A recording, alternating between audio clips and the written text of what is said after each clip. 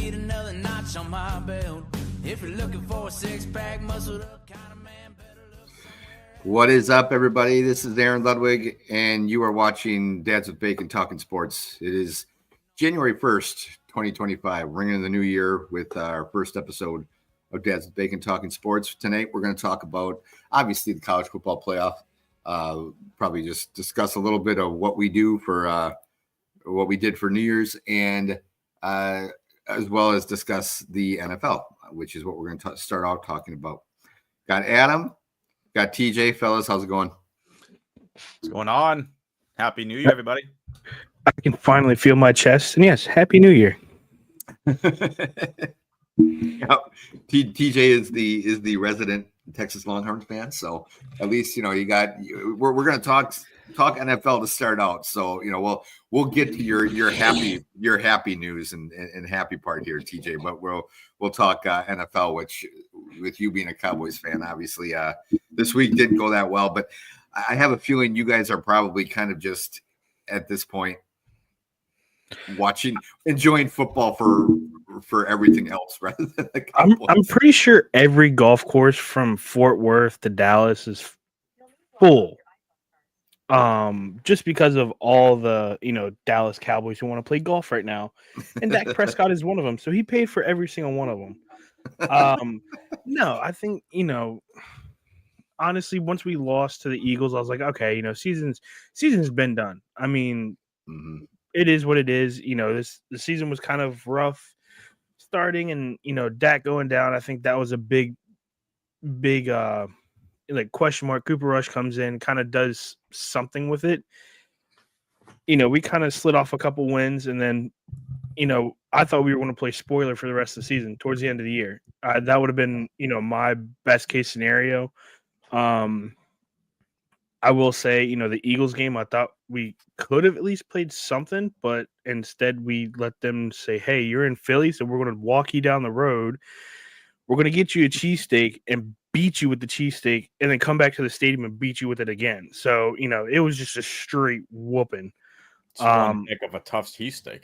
Dude, yeah. So, that I feel like that game, I kind of saw it coming. And I'll be honest, I'm surprised that Saquon didn't break the record against Dallas, because the ability for him to do it was definitely there. Dallas was nowhere to be found. Yeah, I have to admit, I was surprised that they didn't at least show up. I mean, I kind of felt like, the way they played the last few weeks, and I heard a lot of people talking about how, hey, they're still trying to win for Big Mike and hopefully saving his job. And I like Mike McCarthy. I think he's a decent guy. I think he gets a bad rap a lot of the times. Do I think there are some time?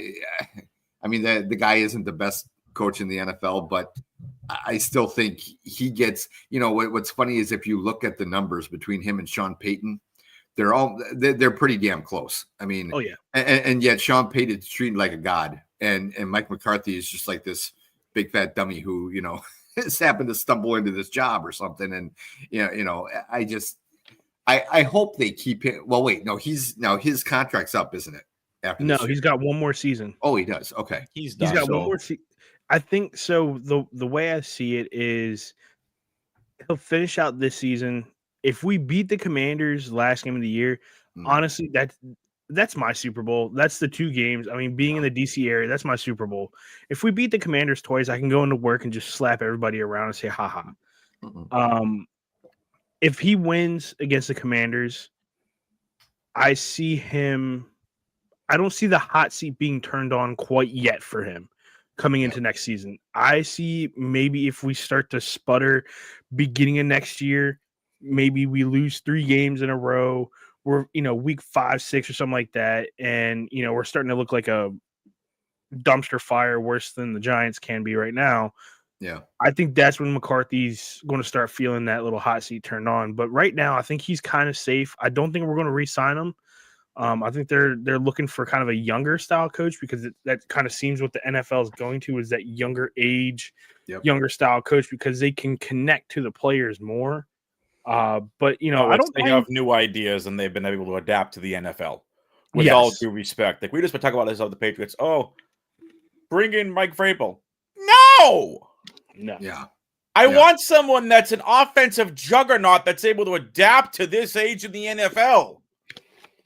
Well, And- since you bring that up, Adam, let me just say this. And I shared something on my Facebook profile. I don't think I did it to the Dads of Bacon group.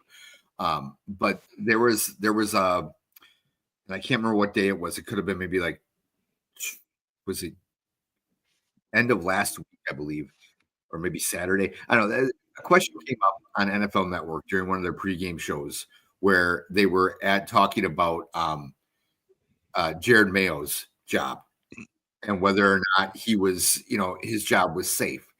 Now, to me, and with you being a Patriots fan, obviously I want your opinion on it, but I was kind of shocked at the question because now I realized that as a Packer fan, we had Ray Rhodes who went 8-8 one year, and the Packers canned him after that 1 year. And there were issues apparently that he didn't quite have the respect of the locker room and all that stuff. I don't know if any of that's true, but that was a story given. So I realize it can happen. I do realize that, but to me, it was a shock that unless it was just a slow news day and they were trying to come up with something to talk about. Like this idea that you bring in Mayo, who was basically being groomed to take over once. Oh no, that's a legitimate conversation being had. You are correct. Yeah, And I that think is it's 100%. I think it's 100%. I can't swear on here, but unbleeping warranted. That's what I thought too. Yeah. Let me tell you why. Hey, Detroit, were you calling for Dan Campbell to be fired when he was 1-15 his first season? I believe you calling him to be fired because he was saying he was going to bite kneecaps off and he didn't give you the damn coach speak that you wanted? What about year 2 where he couldn't do anything? It takes several years to build a winning Super Bowl contender. Patriots fans, shut the F up. Be very glad that the Giants decided to F themselves over last week by winning and giving up Shedeur Sanders. And guess what? We're sitting Drake May this week. Joe Milton's going to start. Guess who's not going to be able to win because we have no wide receivers? The Patriots. Guess who's going to be able to trade that first overall pick for a freaking boatload to build around this young elite freaking stud in Drake May? That's the Patriots. Thank you, Giants. We very much appreciate the several-year payoff later after screwing us over in 2 Super Bowls with your freaking ridiculous David Tyree and Mario Manningham catches. Now, Adam, that's I have a your question. fault. I have a question for you, Adam, because this came up on my phone, and I got a bunch of buddies up in New England. You don't want to keep that number 1 to get Travis Hunter, do you? Fuck no. Sorry, I swore. But why? No. I can get 3 firsts and Max Crosby from the Raiders for number 1. Hey, just because Tom Brady took another team doesn't mean you have to stay with him. Hop off. Everyone needs to get over it up here. Oh, we want Hunter. It's not going to happen. We should take Hunter. We should take Teteroa McMillan. Are you all okay? This is a weak draft class. Outside of Travis Hunter and Ashton Genty, this is a weak draft class. It's weak in tackles. Hey. Quinn Ewers isn't good. Stop it. No.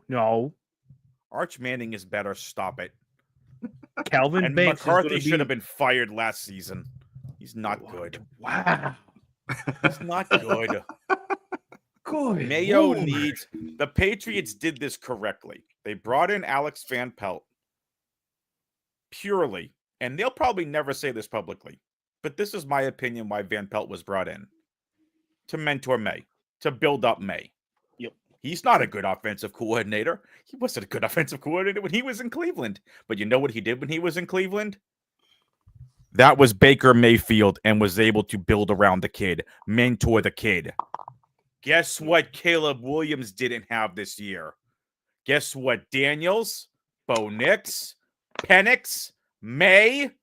Guess what everyone else had? Somebody to mentor their young quarterback.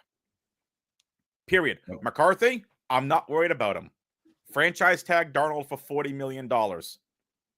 McCarthy's going to be better than Darnold. And I will say one thing, though, and this is kind of it's going to ride on the history of the Patriots. Even Belichick in UNC said Drake May can be the face of this franchise, and he will be the face of the franchise if they build around him the correct way, Correct. the way that he knew how to do it. Now, he has been putting input in there, but I don't think they're going to listen to him because, yeah, he's got his own thing down in UNC.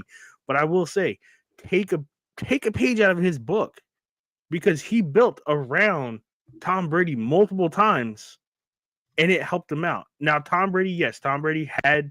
I feel like Tom Brady is a once in a generational pocket passer, but he couldn't run. You have a kid who can pass and can run. Build around him. Get him an offensive line. Get him some He targets. shouldn't have to run for 40 yards in a run in one game. He's not back at UNC. He shouldn't have to do that. Man, that UNC But that's the thing, though. Like, line was he's so bad last year. But Drake May is one of those guys who I can see later on down the road.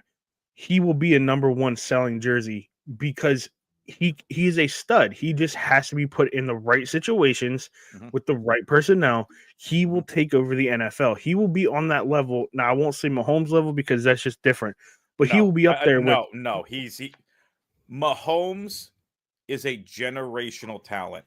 Brady he wasn't a generational talent. You know what? If you want to compare Brady to another Boston legend, Carl Yastrzemski. Yastrzemski wasn't a generational talent.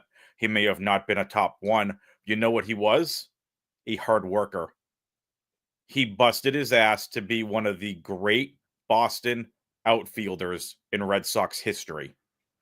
And that's what Brady did. Mind for the game, dedication, honed his craft, and Brady's the greatest quarterback of all time. Mahomes could be the only one that has a chance of getting more than 7 Super Bowl rings. Mahomes is going to be brought down to earth very hard in that divisional round game. They are going to lose. They are going to get their asses beat.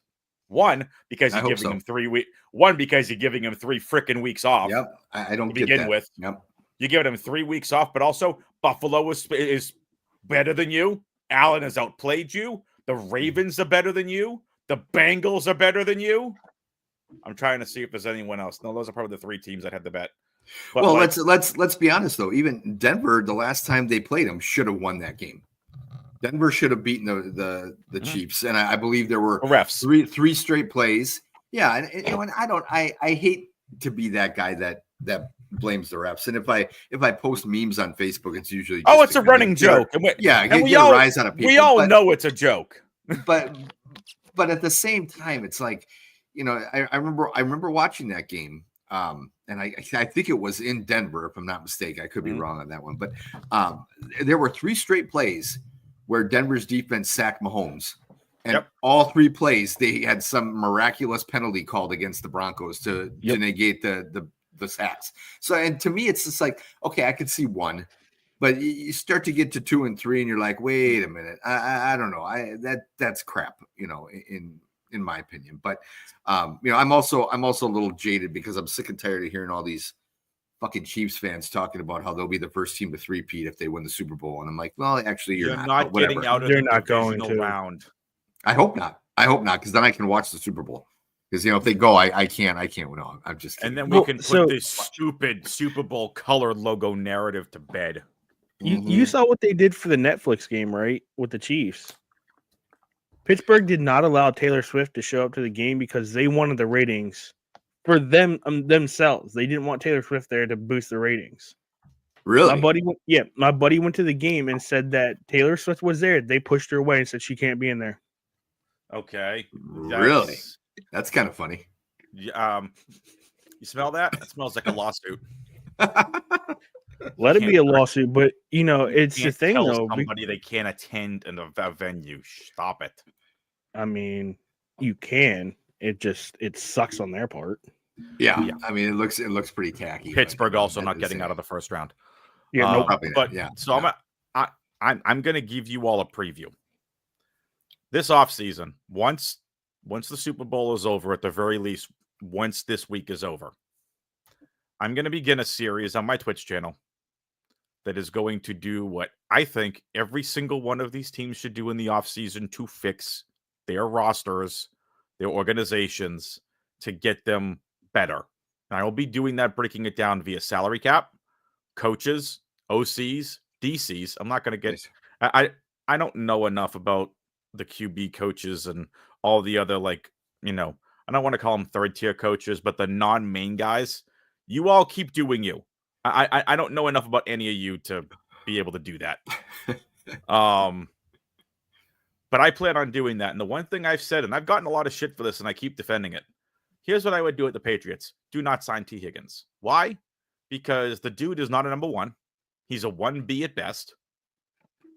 He is not an alpha. This team needs a dominant, physical, outside alpha wide receiver.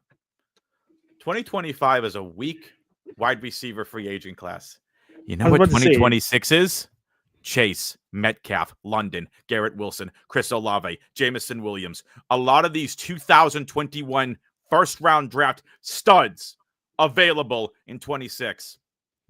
Hey, Seattle, I'll give you a second-round pick, which, by the way, is most likely going to be pick 33. I'll give you that for Metcalf.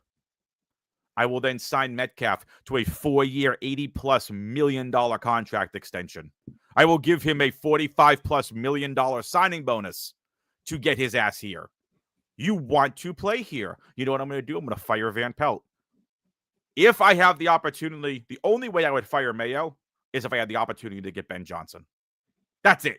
If Ben Johnson wanted to play here and wanted to implement his entire system, Mayo, I love and respect you, but I'm sorry. Ben Johnson could be the next freaking superstar head coach in the NFL. And I got an opportunity to get his offensive system, his young mindset to be able to get in here, to get with Drake May, to get with Metcalf, Polk, Baker, Douglas. People are going to say, oh, Polk sucks, Baker sucks. They couldn't get on the field. No, Alex Van Pelt doesn't know what to do with those two. So I'm sorry. Go ahead. Let me ask you a question, because you said 2025 has a very scarce wide receiver core. I agree with you. I'm looking at the list right now. T. Higgins, Amari Cooper, Chris Godwin, Stephon Diggs, DeAndre Hopkins, Deontay Johnson, Hollywood Brown, Keenan Allen, Elijah Moore, and Mike Williams. Honestly, none of those will fit in that system up in New England. And I agree with you 100%. If Godwin any of these, Godwin would definitely. If you want, Godwin's a slot guy. Let's call it what it is. Godwin's a slot. Yes. He's a number 2. I don't see any alphas coming out. 2026, you are correct. 2026 has some of the best free agents coming out. I think what they're going to do, and people can dog you all you want for saying this. I'm going to agree with you. They're going to wait for 2026. They need to rebuild, I would say, your front core. Get you a good offensive line, build that this year. Then you come into next year's free agency, dude, go off. Go balls to the wall, because Gerard Mayo is going to love that. This is what I'm saying. And that's what with Brad Holmes did for Dan Campbell. They were, and they have always been in lockstep on what they wanted to build in Detroit. Mm-hmm. They wanted to build a physical, offensive style, shove it down your throat kind of system on offense, defense, and special teams. You know who they got? Brian Branch is commanding that defense, Anzalone. A lot of guys up there being able to do that physicality to show what it's like. They want Detroit football to be that kind of smash mouth style, but they managed to pull off a lot of trades. And you know what? They got Matt Stafford to LA. He got a Super Bowl. Everyone in Detroit loves Matt Stafford. No one's got anything bad to say about him, but they built it properly. But it took 3 years. Yeah. Well, and that's part of the problem too, is that you have fans and even the media don't necessarily have that patience level that we used to have. Yeah, well, that's also the problem in New England. We're a title town. There's a reason all the Boston teams it's called Title Town. Since 2000, Patriots, Red Sox, Celtics, and the Bruins have all won at least one major championship. The Bruins have won 1 Stanley Cup, 2011. The Celtics have won 2 NBA championships. They're on the verge of a third this year, because they're not going to be stopped. Yeah. And the Patriots, 6 Super Bowls, 9 Super Bowl appearances. The Red Sox, 3 Super Bowl, 3 World Series. This town loves winning. They don't like waiting. Well, you know what? If you want to get back to that dynasty, patience is a virtue. Yeah. Because we have sure. the most caps. People are like, we have the most cap space in the NFL next year, and it's not close. We have $132 million in cap space. Wow. Hey, that guard from Kansas City, we can offer you 4 years and 70, 80 million. Because out of that 132, we're down to what? 105 million? And I just signed a stud guard. I can get Ronnie Stanley for probably nothing. What, 3 years, 30 million, offer him 10 to 15 guaranteed? That shores up my guard, or one guard. That shores up my right tackle. I can draft Kelvin Banks by moving out of number 1 and accumulating multiple picks. I now have a potentially future left tackle. I've got a right tackle that can mentor him. And TJ could talk to us all about how Kelvin Banks Jr. is apparently this ridiculous studly left tackle. I don't even care if you get Will Johnson at LSU, so you get one of the tackles. Next, wait till 2026, sign some more. Kick a Menaru into guard. Get a center behind David Andrews. I just rebuilt the offensive line. Give him a year to get cohesion. If not, great. I'm not worried about the Kansas City guard. I might be worried about Kelvin Banks Jr. because from what I hear, and TJ, you can tell us about Kelvin Banks. I'm not really sure. I hear he's still very rough, still a very raw prospect. Like he's got all the tools. Yes, he has the stature of being one of the best offensive linemen coming into the draft. He's, in my eyes now, being a lineman coach, he has everything to build up to being one of the best. He's very young. He has a lot of power and talent. He does not know how to use it the right way.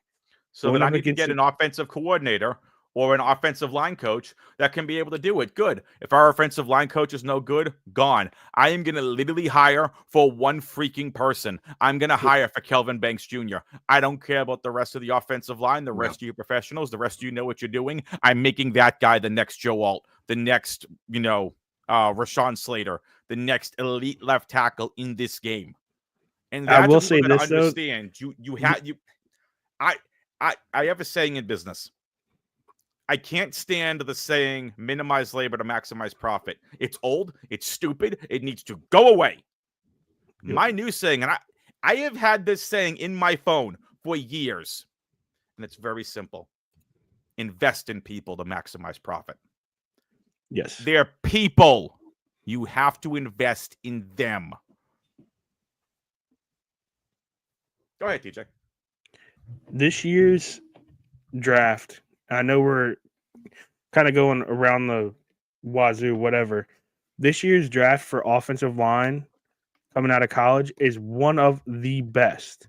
Will there be multiple in the first round? Probably not. There'll probably be one or two. Second, third round, that's going to be the best. Guys, it's the two big guys and maybe the injured tackle from Ohio State. Yep. And then the rest of these, so looking at all the offensive line coming through, I see, and I'll be honest with you, I see two go in first round, and that'll be Kelvin Banks, which already projected to go to New England. I'm happy with that 100%. He will fit that system very well. He will know how to play with that system. There is a center coming out of Alabama who has not let one sack his whole career. Now that is a stat. One sack he let go, but they called it back because it was technically a double team on the guard. That is what I think. I'll be honest with you. Start with the center first, work your way out. Yeah. Again, and this is what I love David Andrews. He's been a solid center for us for years. But this is just the snippet of what I'm going to go into, and I'm going to start breaking down here in the offseason. I'm going to do the Patriots. I'm doing the Bears. I love to do the Cowboys. But Bears and Cowboys. With you. Adam loves doing Cowboys. I'm down for that. Please. Bears and Cowboys. Sell the team. Oh, he likes the Bears too, guys. Sell the teams, please. He's indicated. Jerry, you are a legend. You suck as a GM. The same way we criticize Bill Belichick, he sucked as a GM. There's a reason when he went to UNC, he wanted an entire recruiting staff. You suck as a GM, Bill. You suck as a GM, Jerry Jones. Sell the fucking teams. Please get better. Hey, put Chris Ballard on that list because he sucks as a GM too. Yeah, well, Ballard's easily could be replaced. I was like, I want to go through and look at this from salary cap standpoint, coaching standpoints. If I can tell a scheme, great. Like I'm no expert, but I'm very passionate about this because I want to see. It's week 18 in the NFL. The playoffs are locked in. The only thing is seeding and who's getting the number 1 seed in the NFC. The Broncos are not going to lose to the second offensive, defensive, special teams Chiefs. So the Bengals have no chance of getting in. The Bengals still need to play to win. The Dolphins still need to play to win. The Bucs can easily win their matchup versus the Panthers. Easily. Yes. Like this is, oh no, not versus the Panthers. I'm sorry. They're versing what's left of the New Orleans Saints. Yeah. That's a full blow it up. Yeah, because I think a full blow Falcons. Up. I think the Falcons have the Panthers. Yeah. And again, like Tampa's going to beat what's left in New Orleans. Yeah. Like Olave shouldn't come back. He should hold out all next year. So, okay. I'm going to go very dark and morbid right now with everything that just happened in New Orleans. Yeah, I know. And how New Orleans was after Hurricane Katrina. They rallied behind the city. I could see that happening again, but it'd be very, very, very slim chance that it'll actually work. You have no Derek Carr, no Alvin Kamara, no Chris Olave, no Olave Rashid might be back. Shaheed, no Hill. Olave's projected to come back. Yep. Just in time for the fantasy game. Why? But again, I love Chris Olave. It was Jameson Williams and Olave were my 2 favorites coming out in that draft class. Yep. Again, like TJ, more than happy to have you on for the Cowboys one. I'll have Charlie on for the Colts one. I want to look at this from the ownership perspective. If I was owning the team, if I was the GM, what would we do to fix it? And the Patriots, this is put up or shut up for Robert Kraft. Yep. Because you know what? Bill can't take the fall for you this year. You have $132 million in cap space. If you don't want to spend the money, we're going to know that all those legendary teams that Bill had to scrap together, scraps, and Brady and Belichick had to build up. And let's face it, it was more Brady than Belichick. He had to build up Danny Amendola. And converting Edelman to wide receiver was genius. Best move for his career. Kraft, are you the one that hasn't wanted to spend the money? There's no excuse. Patriot Place is consistently booming. So there's no excuse for you not to be making money. What is going on? And we're going to find out for the Patriots this offseason. Was it a Kraft thing or was it a Belichick thing? Who didn't want to spend the money? Because you have the most cap space in the NFL, I think, by about $20 million. There's no reason you can't make the right moves the same way Detroit did to build this up properly. You trade number 1. And who even says at the end of the day that we can't take 3 firsts, retrade back up to get Travis Hunter? Who says we can't use another one to do what the Texans did? We keep our back pick to back and take 2 future firsts from, let's say, Vegas's 26, and we'll give you our 27. Go get me Travis Hunter and Kelvin Banks. We have the cap space and we have the draft capital. I'm not afraid to blow up draft picks. If it can get me a Metcalf, if it can get me a Banks, if it can get me a Hunter, the sky's the limit. But if the Patriots end up with the number 1 overall pick, trade it for a boatload. Look at what the Bears ended up getting for that number 1 pick. Set them up for success because they put the wrong people in this year. Yeah. But it's these interesting things that I want to go through from a GM and owner standpoint, what the heck is wrong with these teams? Well, you know, when you talk about who was it? Well, you said Bears and Cowboys, you know, sell your teams. I mean, with Charles in here, couldn't you kind of say the same thing about the Colts, or how do you guys feel about? Irsay should also sell the team. I kind of feel like Irsay's just always been. His dad was kind of a jackass, and I feel like he's just kind of taken over from his dad. I don't know that team as well as you do. I don't follow that team as well as you do. And obviously, was a good owner. Was he? I mean, really, yeah, because he let his guys run the team. He didn't interfere nearly as much as Jim does, and I appreciate that. Really, he needs. I don't want the team sold. I want the team to move to the next generation down. He needs to just step away and let his daughter take the reins. Okay. So his daughters that's what needs to happen. Well, and I feel like that's kind of what happened with and I don't know the whole history of with the Bears, or not the Bears, the Lions. The Lions. I kind of feel like that's but is she one of the Sheila daughter? For the Lions, Clark for the Chiefs. Or where is she in the Ford family? She's in the Ford family because it's Sheila Ford Hood. Okay, yeah. So that must be I think it's Hood. She has one of those hyphenated names, so she kept her name and she kept her married name. Gotcha. Okay. Yeah, but I mean, it wasn't until she took over that all of a sudden they started to actually make some moves, and you know, I mean, and to your point at the very beginning, Adam, when you said, you know, Lions fans, were you calling for Dan Campbell to be fired after he went 1-15 his first year?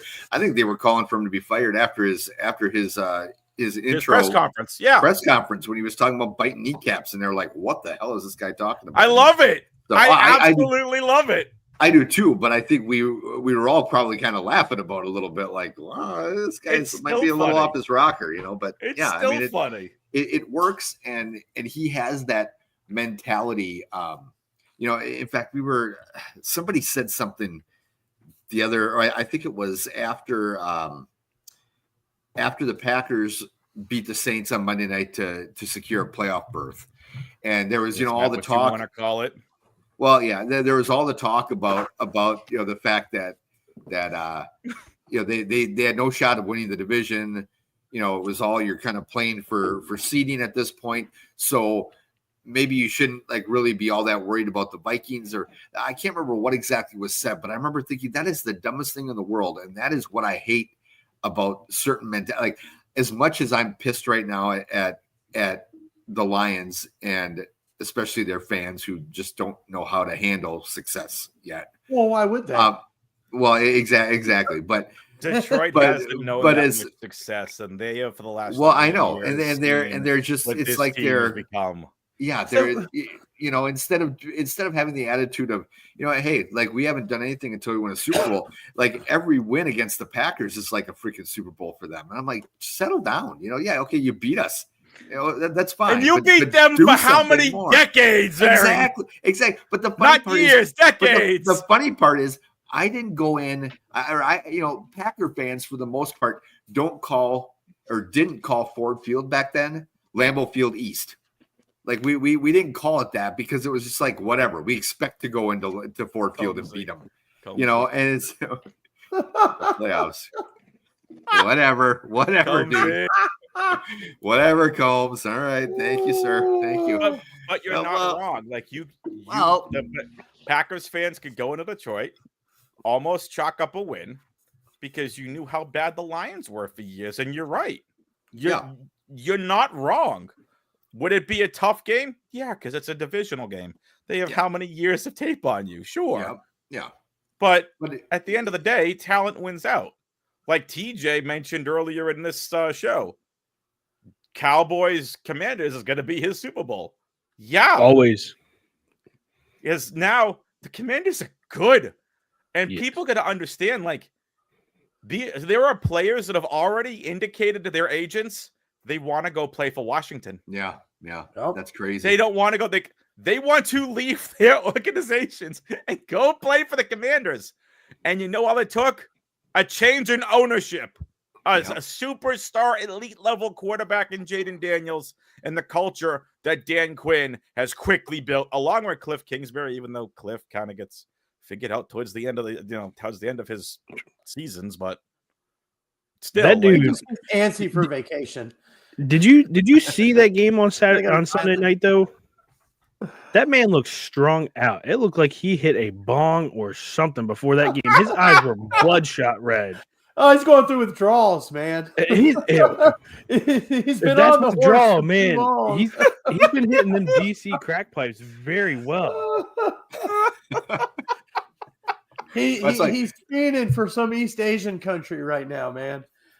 Well, that's kind of like it's funny because every time we watch a Seahawks game, my wife and remind me again. I keep forgetting the name of their new head coach. He's a first year Mike Is it- McDonald. McDonald. That's I okay. Yeah, and every time we see them, my wife goes, he just seems like he doesn't know where he is. Like the look on his face is just He like does he's it. just like you know. And I said I don't know. It's So okay, Seattle. I mean, there might be a lot of reasons for that, but it's funny you say that. So Mike McDonald was the DC here in Baltimore, and for the longest time, like he would do like Q&As with coaches around the state, especially high school coaches. So it was like 2 years ago. My buddy's dad is a high school coach here in Maryland, and he goes, "Hey, do you want to go to this and listen to what he has to say?" I said, "Yeah, sure." You walk in and you thought this dude was on the spectrum, the way he was looking at you, and I was like, yo, what is wrong with this guy? I mean, like he looked dumbfounded. You would ask him a question. It would be simple, like, hey man, I run a 4-3 defense and the back end always is a cover 2. Like, how do you feel about that? And he's like, why? Why would you run that? It's high school. These kids don't know the concepts of stunts or anything like that. He goes, well, why don't you mix in like a 5-2 or something? I'm like, yes, let me just put everybody on the front line like that. And he's like, well, that's what I would do. And what's he do? Literally, like the next week you watch him play, he puts a 3-4 defense with a cover 2 in the back end. You're like, wow, he got that from me. I don't mean to laugh about the spectrum thing, but it's like, yeah, like McDonald isn't bad. And bringing in the Washington head coach was freaking genius for Seattle. But again, Yeah. he needs a roster. It's about the organizations investing in the right people. I mean, you see this thing here in the background? That's the Q-Mystery logo. This is an esports organization based in Europe, and they have been massively investing in their players. I've been casting for them for off and on for a year and a half. Their owners are amazing people. They've been making all the right moves. It hasn't been fast. It hasn't. Let's go get an investment at $10 million and shove it at a bunch of players and see if it works. yeah. By all means, do that, Warriors. No, I kid. They're investing in their players correctly. Yeah. The other organization I've worked for, Exemplify in the United States, invests in their players. Yep. You want Yep. to be, and this is what players are realizing, and I think why that huge Washington thing, and then we'll move on. It's like people want to play in a good culture. Yep. Oh, yeah. They want to win. They want to get championships. It's a business. You want to get paid at the end of the day. Great. But there are some players who, I don't know about all of you. If I got offered a $4 million contract, I could almost retire. These guys, Yeah. like, by all means, like, you don't have to take the money. Look at what Corbin Burns just did. Took less money to go play for a team he wanted to play for. Yeah. Yeah. Blew my mind. I have words Burns for could that. have easily fetched over $270 million, but took less to go play with the Diamondbacks. Wanted to go play there. Why? Hometown, division. whatever. Well, okay. I'm gonna say something Yes. coming from Baltimore. Mhm. He was very toxic in that whole locker room. Was he? I really? have insight on it. I will not put a name out there because I don't want to Don't. get them in trouble. Don't. He was extremely toxic when they hit like I think they had like what a 12-game losing streak mid-season. I mean, they were hot. But it They were happens in baseball, Not the season. dude. he was so toxic that they wanted him to pitch. They wanted him to pitch on a Monday. He would rest until Sunday. He said he didn't want to pitch for 3 weeks because they were losing so bad. And he was like, on top of that, if I'm going to pitch on a Monday and then pitch on Sunday, I need an extra $1 million just to go pitch. The dude was a D-bag. He had I'm personal happy we didn't signings. sign him up here. And Now he's a D-back. He's a D-back and a D-bag. Jeez. But like, I think when it comes down to it, like, of all of us here, like Aaron's Packers are in the playoffs. The rest of our teams are just like, see you in 2025. Like, see you next season. We'll keep the golf carts warm. Yeah, like TJ, his Cowboys have a great quarterback, have one of the best wide receivers in the NFL. Got a good offensive lineman last year's draft. How do you build around that this season? Yeah. What again? It really needs a GM. Poor Charlie over here needs a new GM and possibly a new owner. The Patriots and some defense. This is going to be again coordinator. I'm calling it now.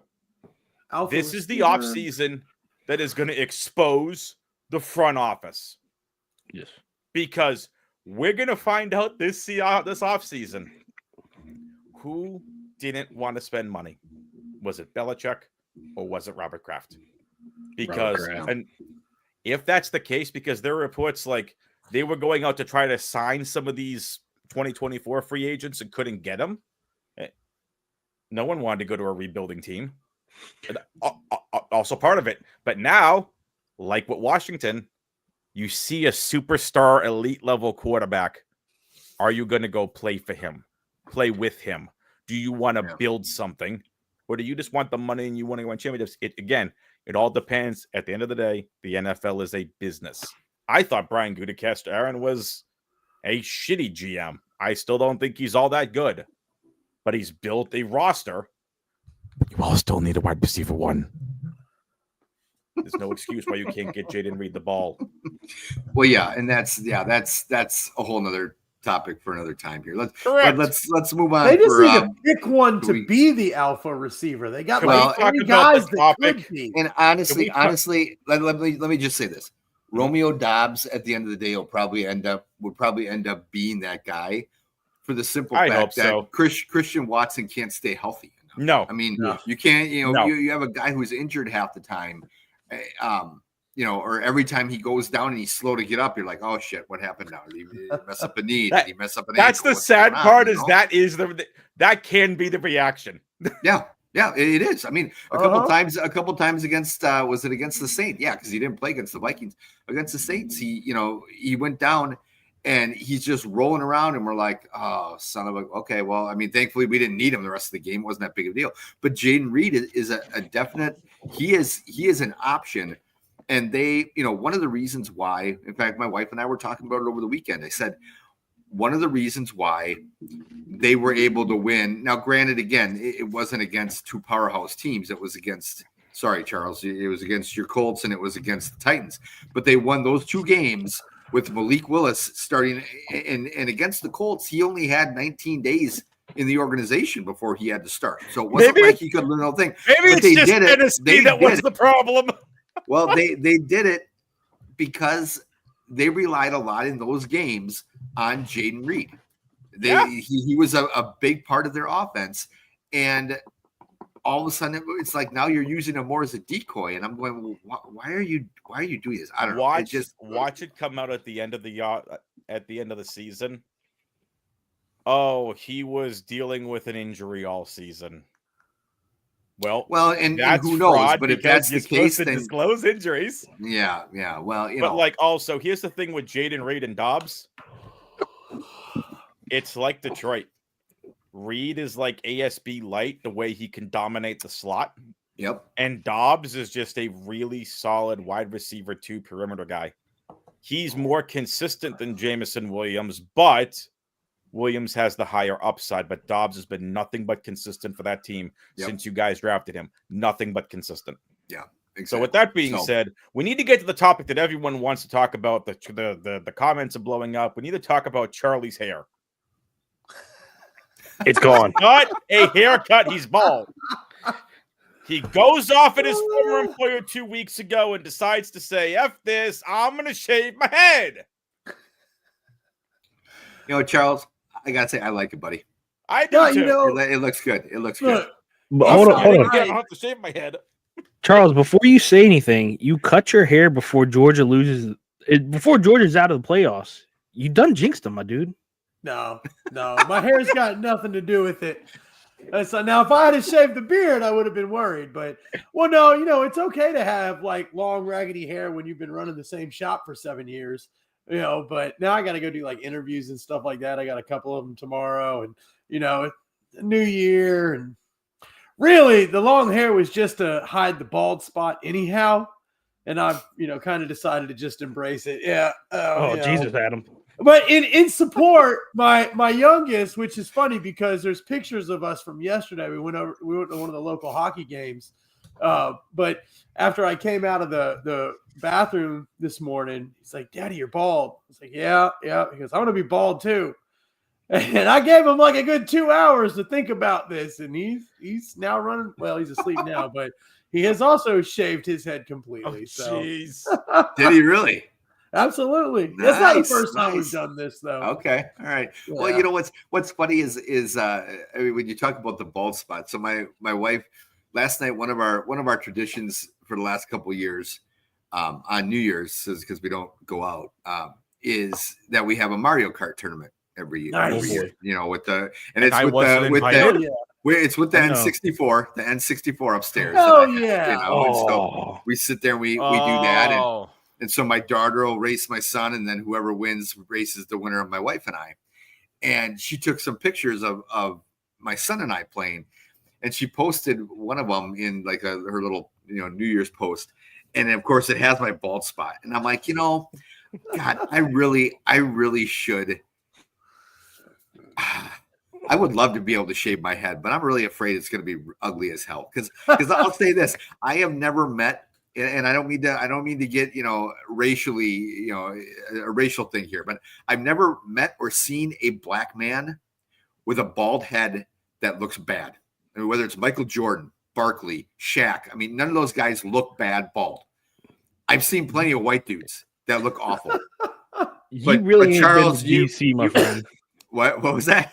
You ain't been to DC. There's some No, I have not. ugly ass black bald dudes. Okay, all right. Well, I'm just saying I could stand corrected, definitely. But I just I'm afraid mine's gonna be like all kinds of bumps and shit all over. Like I don't know, but yeah, well done. I like it. Huh? I like it. And Aaron, This the beauty of this is that you could try it out, man, and most of it'll grow back. That's true. Yeah, most of it. That's true. Most of it. Yeah. Or I'll just wear a hat. I don't know. This show now sponsored by I mean, Supply. Get you yeah. one razor over at supply.co.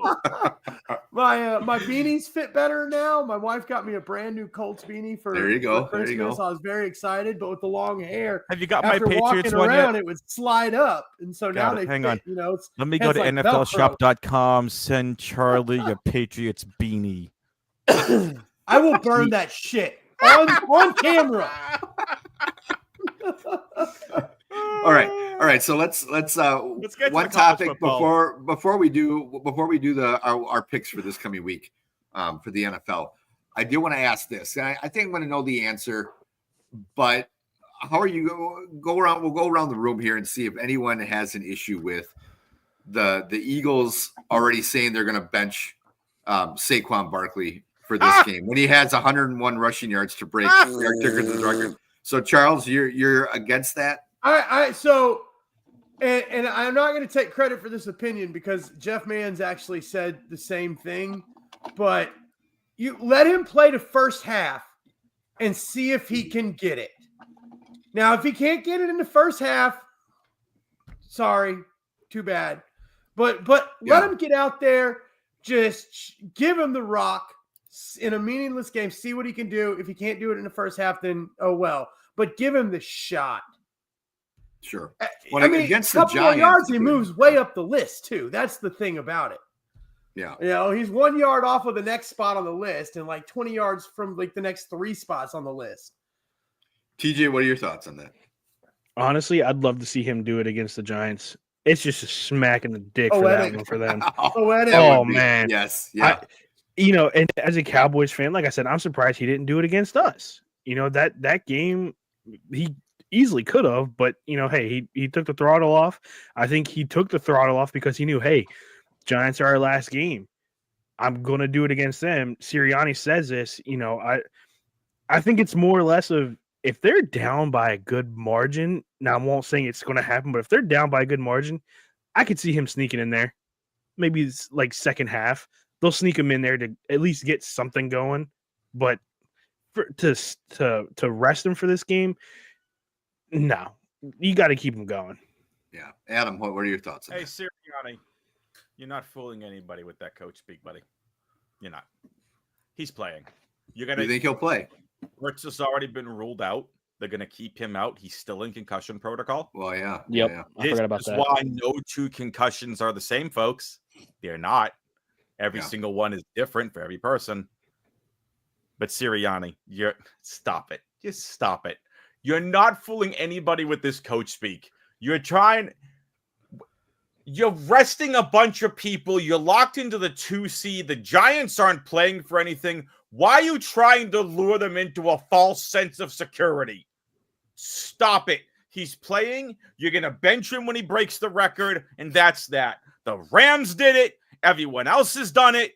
You're doing it. If you don't do it, you are definitely getting fired. Plain and simple. You already have the hot seat to begin with. Yeah. He's going to get the record. He's going to be active. He will be benched as soon as he breaks the record.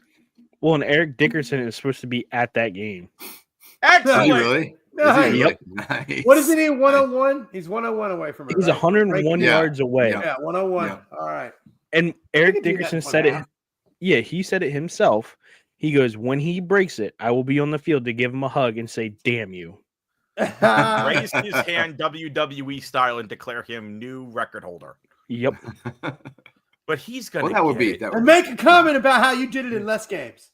yeah, also, exactly. like- Yeah. It only took you 17, buddy, but you Yeah. did it. Nice Yeah. job. Yeah. No I kidding. mean, again, at the end of the day, I see Barkley playing. He's not going to play the whole game. They're going to force feed Barkley the ball to start the first half. Pickett is going to be starting. Pickett, who hasn't looked that bad. Pickett's out. Yep. I mean, as soon as Barkley breaks the record, that's it. And he'll be pulled. The starters will be pulled.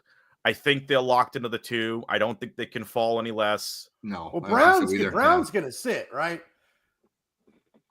AJ Everyone Brown but will not- Barkley is going to AJ sit. Brown is going to sit. He's been banged up all year. That man needs a little rest. I don't know. He Again, might be the next quarterback with that toss he had in the freaking crowd. Yeah, no kidding. All right. Let's go to the week 18. We'll do our quick hits and then we'll talk. Yeah, some we're gonna college have to do football it fast afterwards. too, just Pull up because the there schedule is here. there's nobody on bye.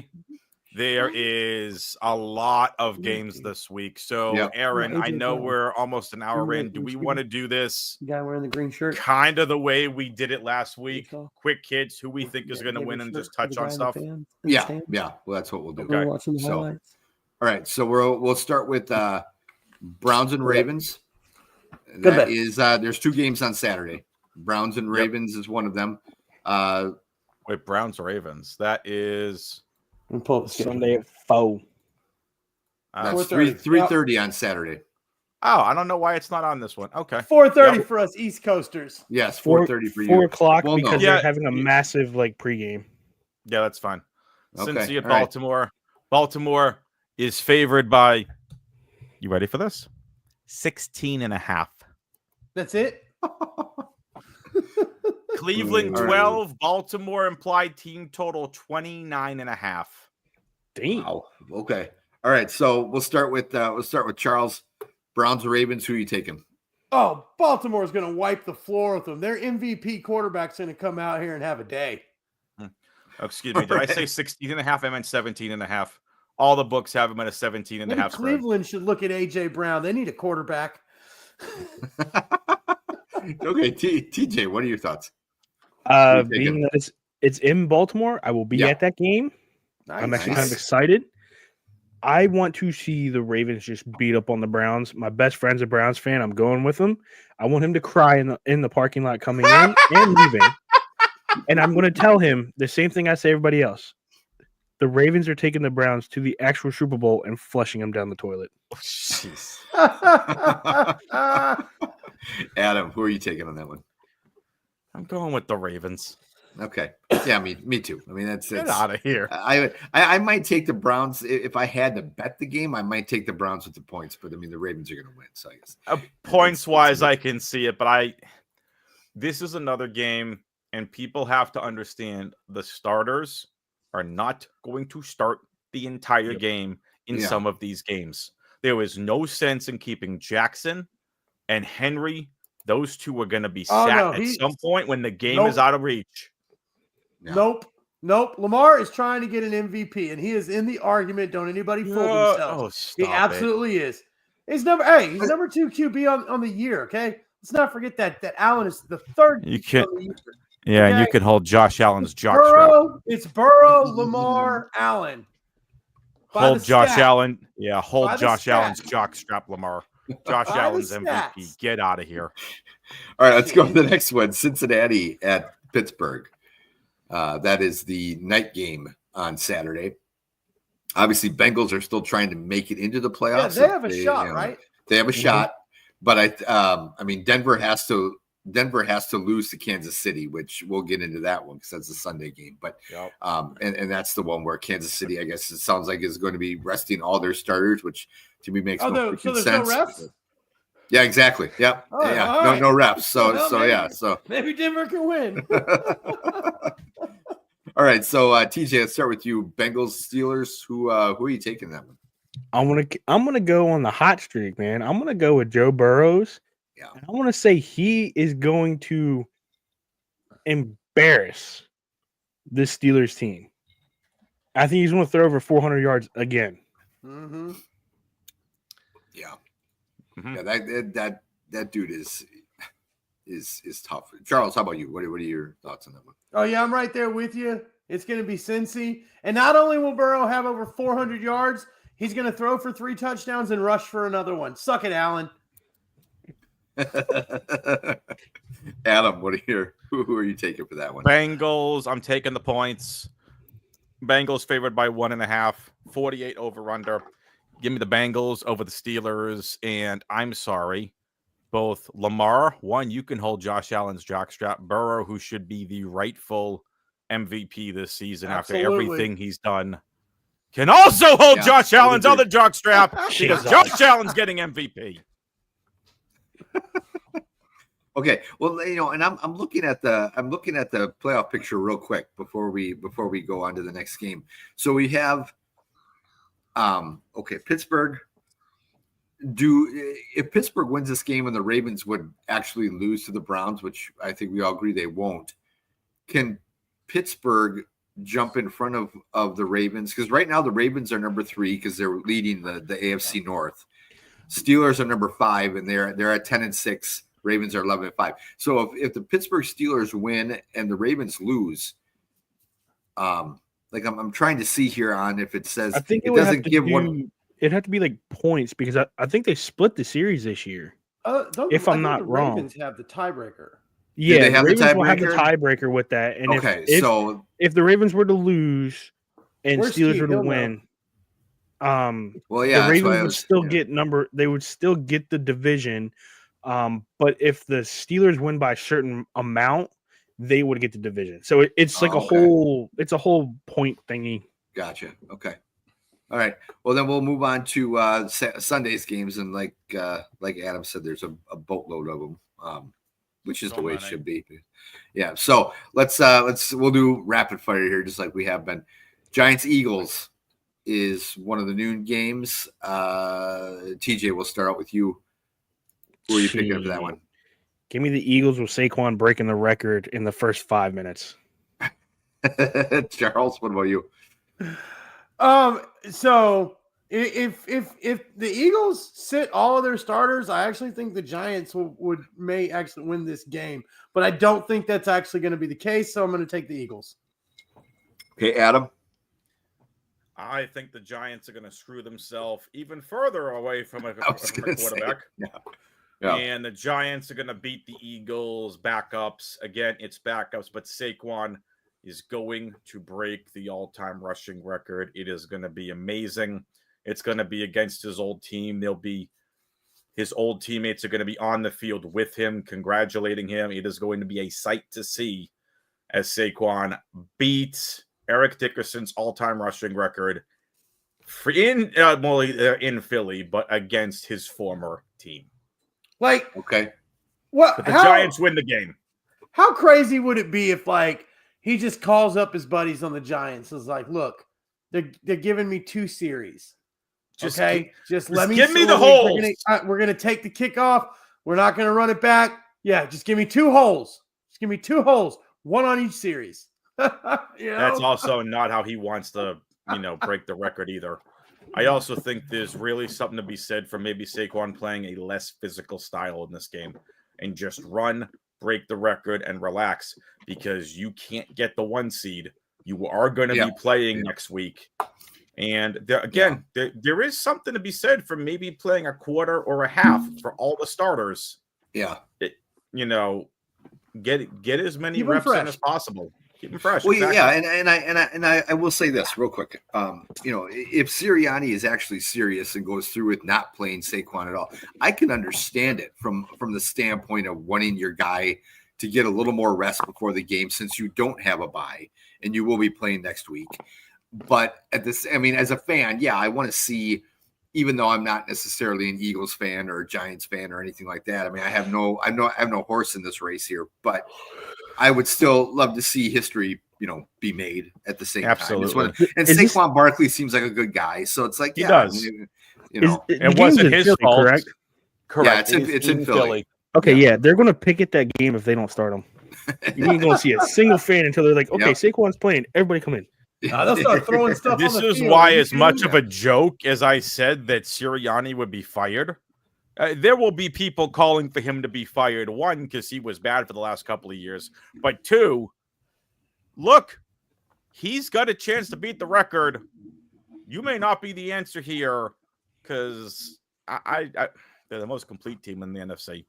But regardless, on the flip side, though, if he goes in there and Saquon, who is injury prone at times in his career, gets hurt, then they're going to be calling for Sirianni's head as well because he put him in a meaningless game that they didn't need and he got hurt. No, Sirianni just goes back to the press conference. No. I really want some coaches to have some balls to the fans. Be like, look, you all wanted him to break the record.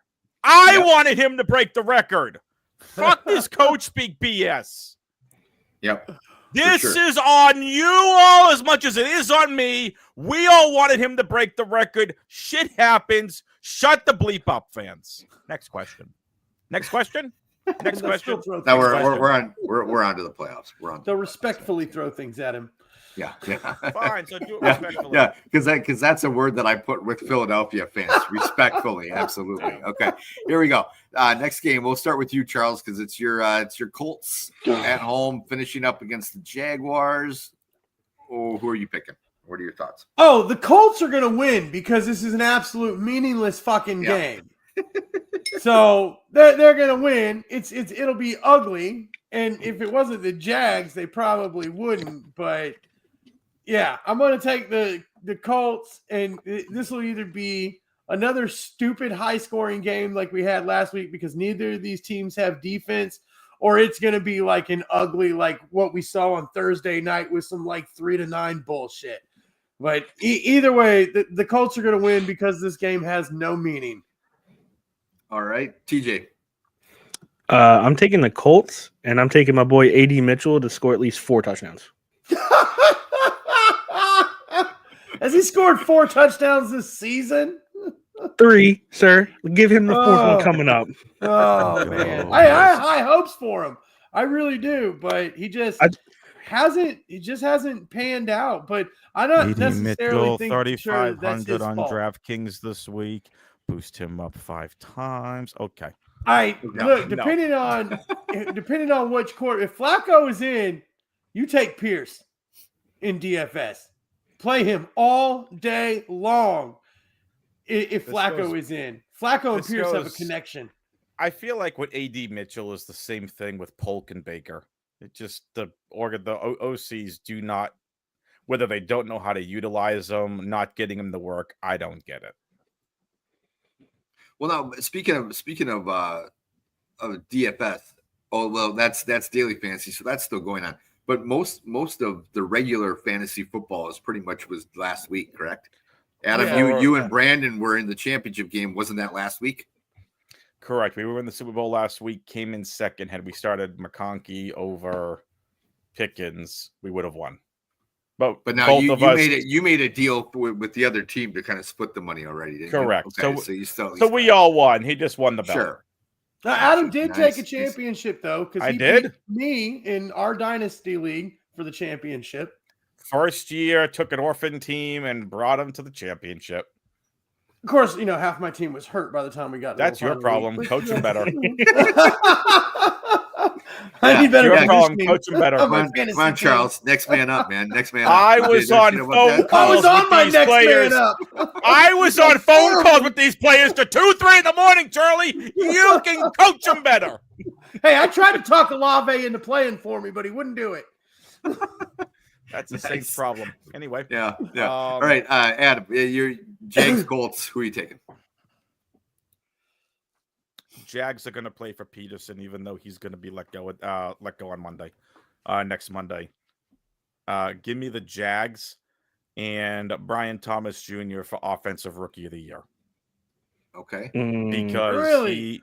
if it wasn't for Mm. Jaden Daniels' legendary rookie season, Neighbors has been a better rookie receiver. get out of here with Neighbors. Are you kidding me? And Brock Bowers? Come on.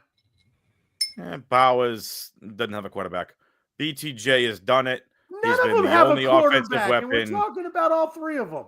Yeah. None I of them have had a fucking quarterback. I still all said the this hot take in season. the offseason. I think I'd rather BTJ than Neighbors, but just from a talent standpoint, but they're both great. I just think, look, no one's beating Jaden Daniels for Offensive Rookie of the Year. Nobody. I think there's an argument there for Brock Bowers. I mean, he's literally done it with nothing. At least There's an come on, argument dude. for Brock Jaden Bowers for Daniels had 3 MVP running because he's backs been and the Scary most valuable Terry. player on his team. 3 running backs and Scary Terry supporting him. Brock Bowers did it with the fucking Raiders. Fair. Like, come on, he's had 3 terrible quarterbacks basically throughout the course of the season. Man, this and is going to be he's going to set rookie records for yeah, tight end. this is such a legendary receiver class. Anyway, but no, Okay. I think the Jags win.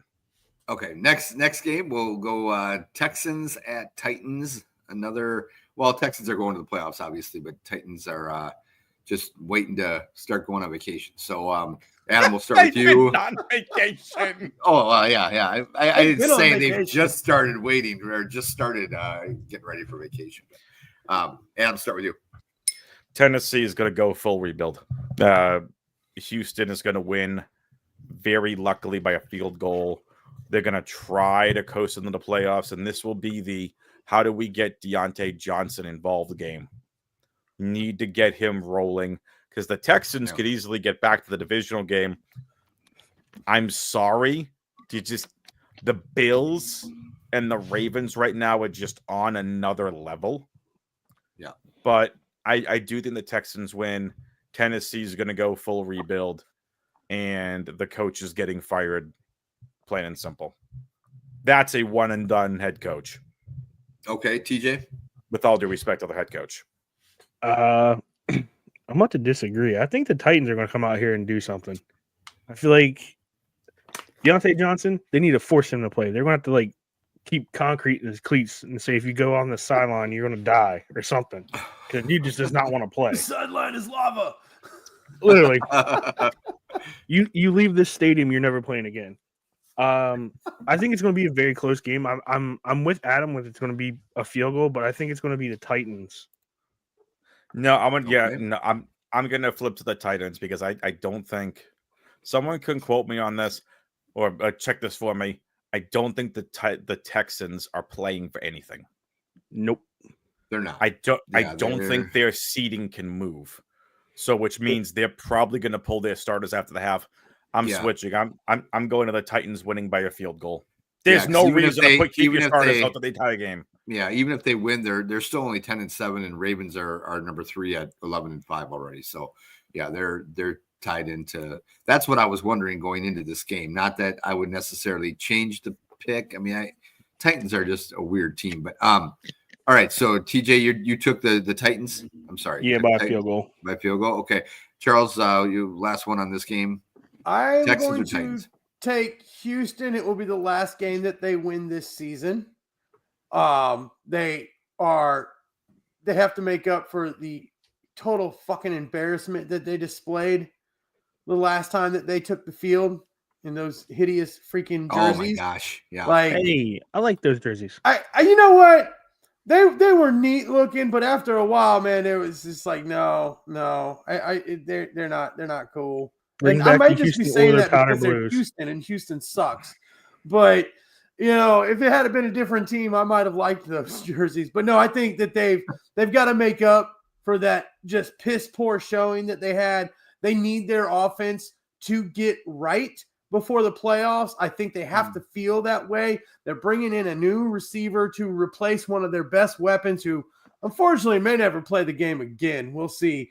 So I think they see this as a get right game. What better than to have that against the Tennessee Titans, a division rival that is just absolutely shitty and probably hoping because there's a way that they can have the number one pick. So I could see Tennessee not putting forth as much of an effort in this one. So I'll give it to Houston. And I'll agree if you guys think it's be close, but probably more like a touchdown, not a field goal. Okay. All right, next game we got Panthers Falcons. Adam, we'll start with you again. This one I'm trying to think. So I believe I'm looking at the playoff standings here. I mean, Buccaneers are still in the hunt, but so if the Falcons win and the Buccaneers lose, does that mean the Falcons go? Falcons get the NFC South. Okay. Yep. All right. So and we'll get to the Buccaneers here. These are teams that are not later. going to rest anybody. Yeah. The Falcons are not resting anybody. The Bucks are not resting anybody. The Bucks might pull people in the fourth quarter if the game's out of reach. Of the two games, this is going to be more competitive. Atlanta has the firepower. I'm picking Atlanta to win. However, I do see the Carolina Panthers upsetting the Falcons here.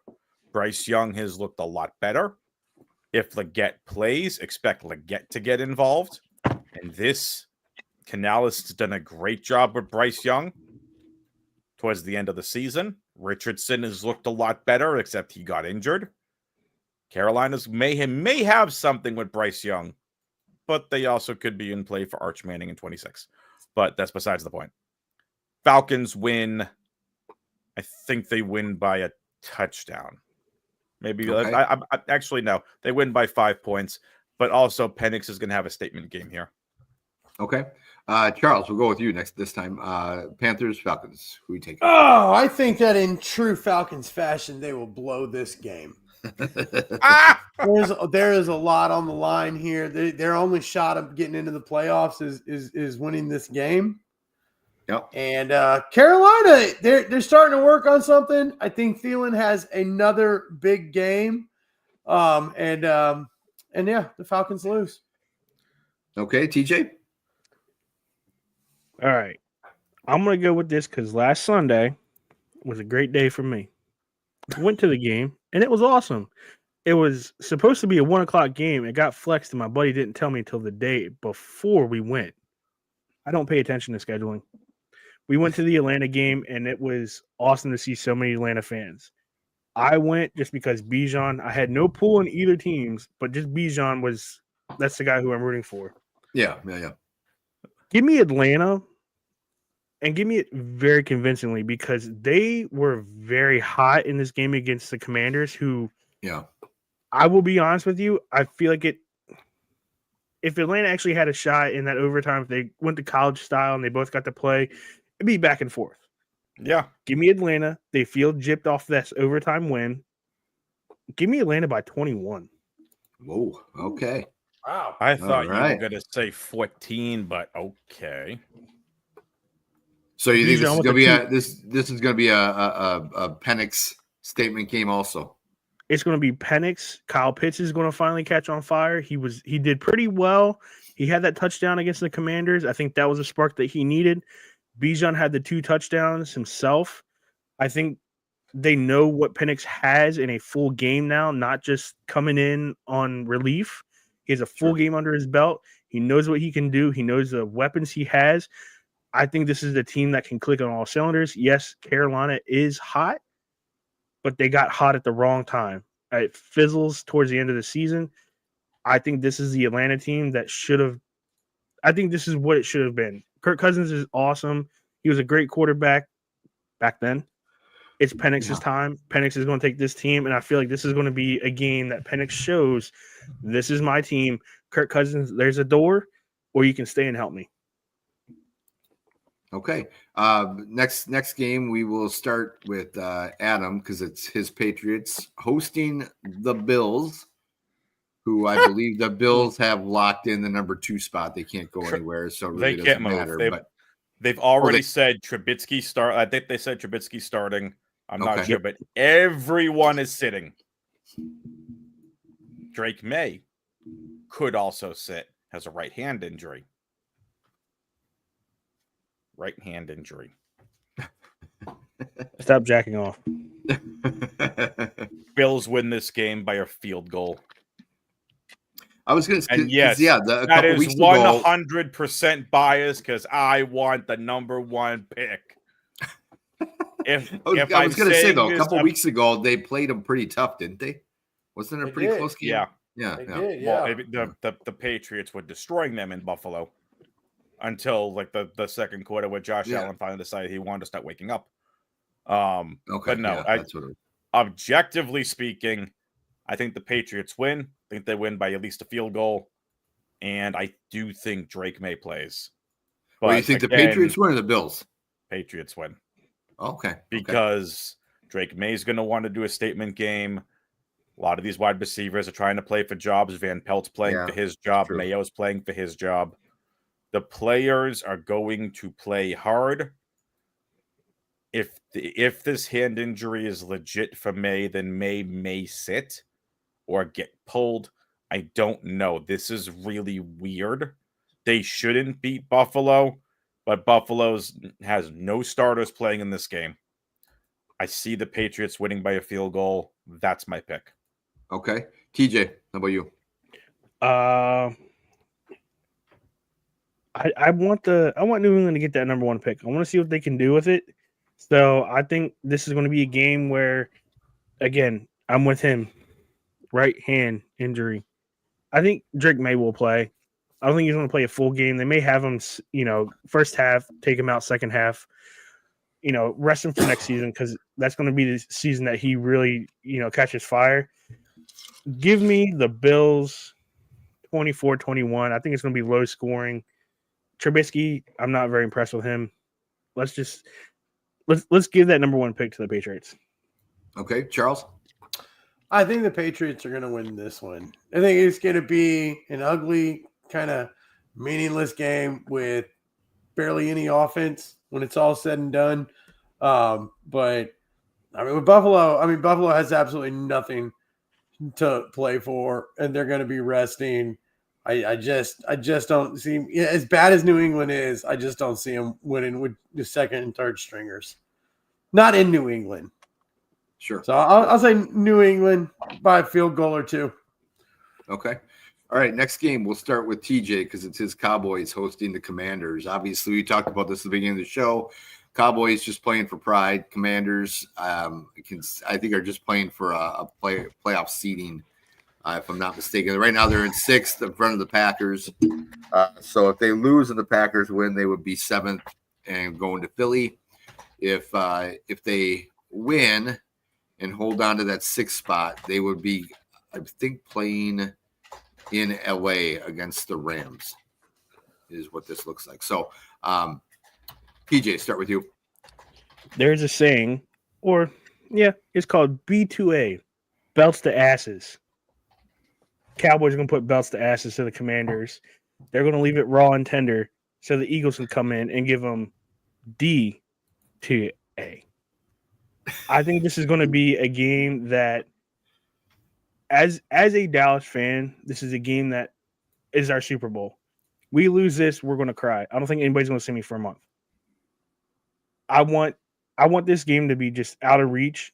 I know all of our starters are playing except CeeDee Lamb. He's out. Cooper Rush is in. Zeke Elliott, he walked out the door. Screw him. I think this is going to be a game where we just show off, and I feel like the Commanders are going to rest as well. So, yeah, this is going to be a game that Dallas has in hand. Now, I'm not going to say they're going to win by 21. Give me Dallas by 20. All right, Charles, how about you? I think the Skins or Washington's going to win this one. If Dak was in, maybe it'd be a different story. But I think as it stands right now, Washington is the better team, and I think they'll show that. They've had some pretty exciting games here as of late. I think this one will be just as exciting, at least from a competitive standpoint, and the score. It'll be close, but they keep finding ways to win. And this is a big rivalry. These two teams don't like each other. You know, TJ saying, man, he might disappear for a month if he loses this team. So, you know, there's emotions involved, and they're both hot teams right now. But I think Washington just is the better team this season. So I think that's going to give them the win. Okay, Adam. Washington wins this game. Okay. Let's see. Next game we'll go to. We got 2 more in the noon window here. Bears Packers. Obviously, Packers are playing for positioning also. So, you know, they'll be playing at the same time the Commanders are. So they're not going to be really knowing what the hell is going on. They played tough last time. I think we all know that was before. That was really kind of what I feel like started the Bears collapse when they lost 20-19 to the Packers in Soldier Field. So, Adam, we'll start with you. Thoughts on this game? Who do you think is going to win? Packers win this game. Okay. TJ? Yeah, I'm going to go with the Packers. I think it's kind of a lost cause for the Bears, so give me the Packers on this one. Okay, Charles. You don't think the start of their demise was drafting Caleb Williams? Because I kind of do. You know, I'll say this. Let me just say this, and I know we talked to Combs plenty of times about, and our buddy Brad has weighed in on this. If you look at the numbers, he has not had a bad season. He's got, I believe, he's the most sacked quarterback in the NFL, and it's not even close. He likes being so by men. If I look at his receiving core, pretty fingernails. I don't think the numbers justify him having a decent season when you look at who he has to throw to. Like, the Bears could have a top 3 possible receiving core in the NFL. He should be doing much more to prove his worth with those 3 guys. But to play devil's Dunze, Allen, DJ, I mean, come on. To play devil's advocate, though, with you, Charles, and I don't remember, and I'll let you make the pick, and then we'll move on. But it was, I think, 2 games ago. Who the hell were they playing? And Odunze had on 2 straight possessions 2 fumbles. Like I remember watching the game because I think the Packers had a primetime game, so I was able to watch the whole game, and like they just couldn't stop shooting themselves in the foot, and it had nothing to do with Caleb Williams. I mean, so again, that's one game. I don't know about the other 11 games that they've lost in a row or whatever it is now that they've. I think they've lost 11 in a row or 10 in a row. So, 10 in a but row. That particular game, I was like, you know, Caleb Williams isn't doing bad, but at the same time, if you have no time to drop back and throw the ball, it makes it kind of tough. I don't care who you have for your wide receivers. You know, that would be my argument. It'd probably be Combs' argument or probably Brad's argument, but I mean, who the hell am I to sit here and defend the I mean, Bears? So I mean, a lot I'll of the shut the sacks hell that up. a lot of the sacks I've seen him take could be considered his fault as well. Make better decisions as a QB. Yeah, So you can't blame it that's just on some the of it. offensive line. True. When he has had time, he's still giving up sacks. True. So True. rookie Okay, mistakes so- maybe, but the Bears suck. There's no way they can win this game. Okay, see, now don't scare me like that when you say no way they could win this game, because that just that's fine. I mean, I'm picking the Packers on this one, but I think it's going to be close just because that's what I expect when they play the Bears these days. So, all right, next game, Saints at Buccaneers. We've already talked about it. The Buccaneers win; they win the division. Adam, who are you picking? Is this a question? It's just how we're doing it, buddy. I mean, that's. It's the Bucks. And then if you're a Saint, and then if you're a Saints fan, you're going to ask, get the number of the truck that just ran the Saints team over. You thought 48 points was a lot last week. I see 48 points again. The Bucks putting up. Be the Bucks. Stop it, TJ. Give me the Saints and give it to me in an overtime game. I think it's going to be 38-35. It's going to be a high-scoring game. Give me the Saints. Okay, Charles. So I think that Tampa Bay will win this game. Though there's that emotional factor that you've got now and playing for a whole city. So I think the Saints are going to come out scrappy. But I do think that the Bucks are going to win this. They've got too much on the line. But even more so, Mike Evans will get 86 yards. He needs 85 to hit 1,000. He's going to have at least 1,001. He's at 915 yards on the season. They're going to do every single thing they can to get that man 86 yards. And I will say this, while I am picking the Buccaneers also on this one, this feels like one of those games that, at least earlier in the year, the Bucs seem like a very up and down team. Like they could score 45 against somebody that you don't think they should, and then the next game they play against somebody with no defense, and they end up only scoring like 17 points and they lose 20-17. I don't think that's going to be this game, but I could see the Bucs kind of underachieving or falling flat. All right, next game, and the first we got 6 games in the 325 window. this one, Dolphins Jets. Adam, So we'll start with you. Like 325. Yeah, they're all. I think they're all 325 this week. They're 425. Or no, I'm 1 sorry. o'clock games and 4 o'clock games. Oh, that's right. Well, you got East Coast bastards. Anyway, Eastern time is the best time.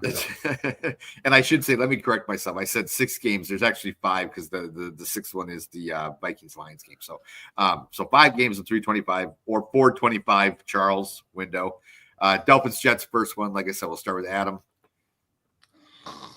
I know. Right? There's a few of Is these. anybody going to watch this game? Probably No. not. That's probably why This they put it in the game 325 sucks. window. Snoop Huntley versus what's left to Aaron Rodgers. Was Aaron even playing? Is he I playing? don't They know. said that's the plan. They keep saying that's the plan, is he's going to start the game.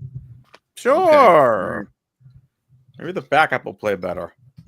No, I kid. Give me the Jets Probably. to win this game. I just don't trust Snoop Huntley to pull it off. Okay. However, TJ. It should be noted the Dolphins are playing for a potential playoff spot. Yeah, they have a shot. Yeah, that's right. It's one of those outside shots, isn't it? They're 8th behind the It's football. Wow. It's Anything like can 3 happen. things, 3 or 4 things have to go their way. Actually, they have a better shot than we keep talking about the Bengals. They have they're in front of the Bengals right now. So Correct. I didn't even realize that. Well, okay, so they will be playing for something. But all right, so you're taking the Jets. TJ, who you got? I'm going to take the Dolphins, but they're going to miss out on the playoffs because of the Bengals. Okay. Charles? So, but Tua is not playing, right? No. Correct. They've already ruled him out. And Rodgers is playing for nothing but his Madden rating. Miami's got something to win for, so I'm going to go ahead with the Dolphins on this one. Okay. All right. Next game at 425. We got the 49ers and Cardinals. Again, another game that doesn't matter. But I was surprised. We didn't really talk about this past week's games.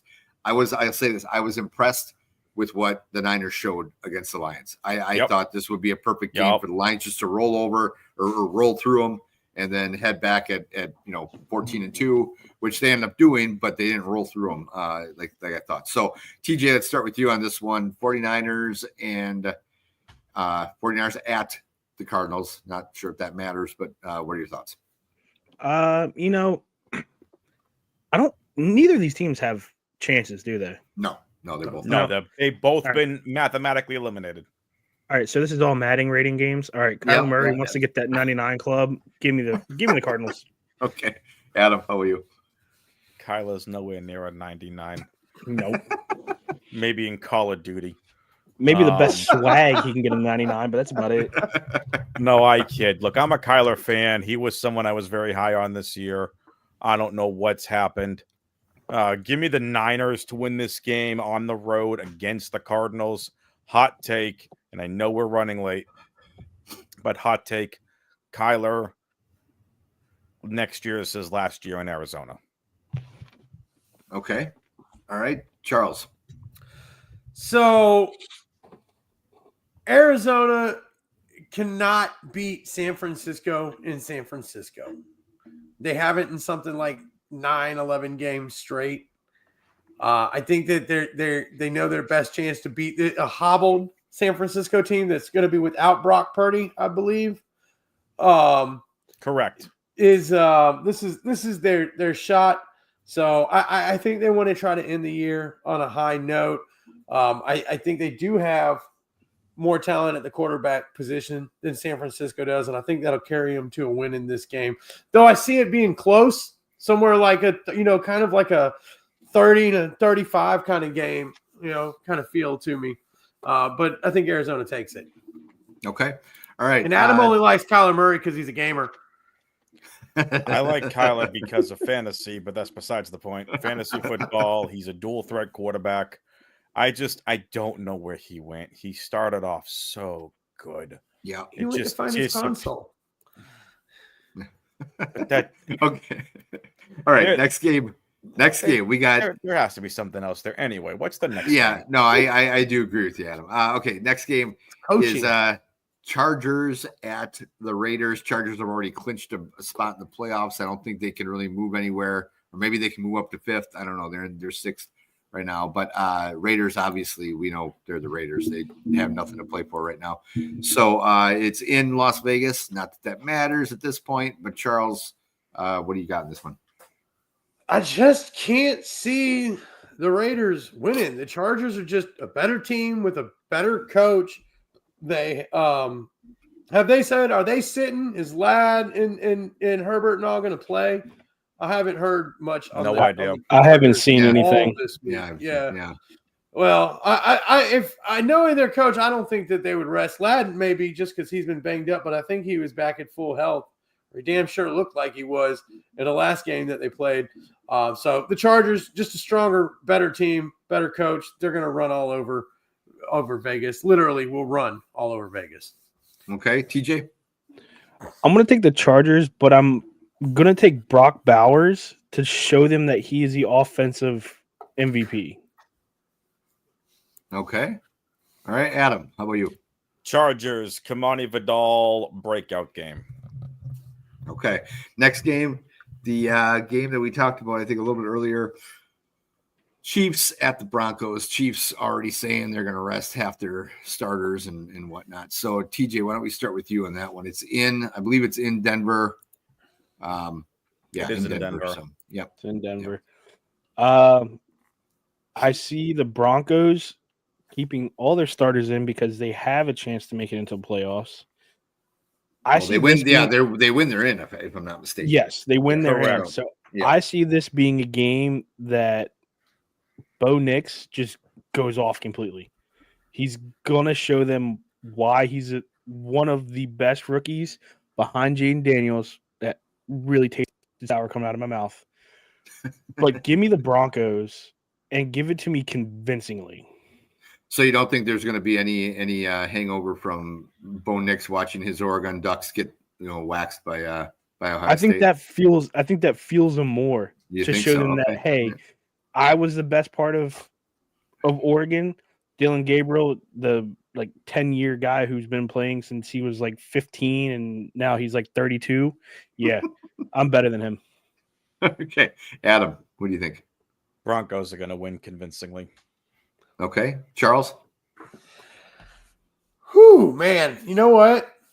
I don't think that the NFL referees are going to let the Chiefs lose this game.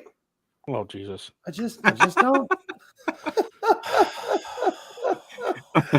No, I think the Broncos probably with nobody starting for KC, it's hard to imagine because they've played some pretty solid games, and they've got a really good defense. So it's just hard for me to imagine that KC's backups are going to find a way to score many points against Denver in this game, other than using the stripes. So I'll give it to Denver, but it'll be interesting. It'll be interesting to see. Let's see. So Miami can overtake them. If Denver loses and Miami wins, Miami will be in the AFC playoffs instead of Denver. So they pretty much they'll know about Cincinnati already, but they'll still they play at the same time. So they'll pretty much have to keep their foot on the gas. Yeah. Unless Miami's getting blown out, and then it's not going to matter. For sure. Okay, let's go to the last game at 425/325. Seahawks at the Rams. Seahawks just eliminated, I believe, last week from the playoffs. Correct. So this doesn't mean anything to really either team because Rams can't move up.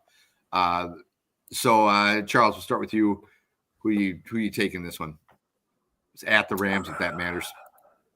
I just got a feeling that Seattle's going to win this one. Yep. It's a game that doesn't really matter. I can see the Rams pulling their starters, after the first half, and then Seattle, taking over from there. I'm gonna give it to the Seahawks. Okay, TJ. I don't know. I feel like this would be the snooze fest of the game because they both have nothing to play for. But if I have to say it, I want to see the Rams win, and I'm gonna pull for the Rams just because this will show what they have next year and what they need to rebuild on or take away, whatever. Yeah. I think this is going to be a statement game for the Rams. Do I think they're going to blow them out? No, but I think it's going to show the stepping stones that they have. So give me the Rams, but give it to me probably by 5. Okay, Adam. This is our Kirk Cousins landing spot with the Rams. Yep. Seahawks, Rams. Good call. According to what I'm seeing here on the solver, implied team total for the Seahawks is 22.5. The Rams have an implied team total of 16. I do think the Seahawks are going to win. I think first-year head coach, Mike McDonald. That's what I thought. What I think that was the defensive coordinator's name. He was a DC for Baltimore. So then who's the guy they got from Washington? Oh, God, if I only know. I thought it was the Washington head coach that went to the Seahawks. He's their OC. Mike McDonald is the head coach, Mr. Spectrum himself. Okay. So I still think the Seahawks are going to win this game. Okay.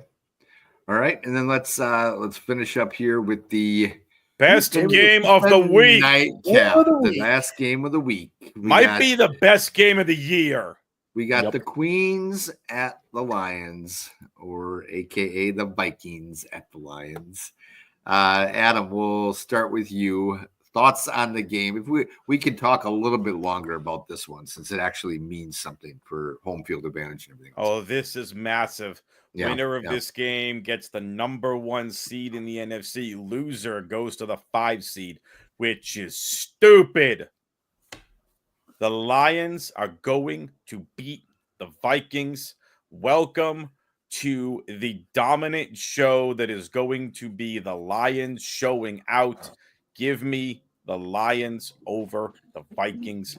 When the Lions win the Super Bowl this year, I am going to buy a hat and shirt.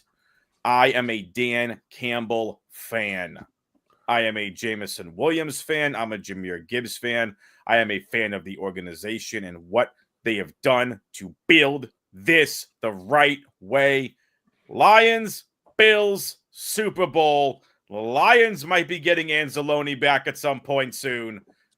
If they can get and beat the Vikings this week, that gives Anzalone an extra week off to recover, some of their other defensive players to recover. By the way, they could be getting Knuckles back as well, a.k.a. David Montgomery at some point. They Yeah, for need playoffs, to win yep. this game to get their team healthy. Lions win by a field goal in a barn burner of a game, 32-29. You know what's funny is I think they won in Minneapolis 31-29, actually. Pardon me, 32-30. 32-30? I cannot wait Okay. for this game. This game is going to be awesome, and they have currently one of the best kickers in the NFL in Jake Bates. Yep, who made one of the greatest memes ever in the Niners game. So anyway, Charles, why don't you give us your take on this one? Man, this is a hell of a way to end the season, isn't it? Yeah. What an exciting Fantastic the way to end NFL the got season. This one right. I am very excited. It's probably one of the only games this weekend that I'll watch the entire game of. I'm super stoked for this game. And Detroit, they're going to keep it hot. They're the best team in the NFL. They've got the best offense in the NFL, and they are going to shut the Vikings up. It is going to be a high-powered game. But, I mean, let's face it, the Detroit Lions are not going to lose a game the rest of this season, even when they play the Ravens in the Super Bowl. So, you know, they're running away with everything. I cannot wait. I can't wait. The Lions are going to win. Amon-Ra is going to find a way to help somebody else get a touchdown again. It's going to be a beautiful game. Okay, TJ? I will be at my best friend's house. He's a diehard Lions fan. I will wear silver and blue. That is not Dallas for the first time ever. Give me the Lions. I'm going to go with Adam. It is going to be a barn burner. Give it to me 48-45. Okay. I like All it. right. This is a show-off game for Darnold.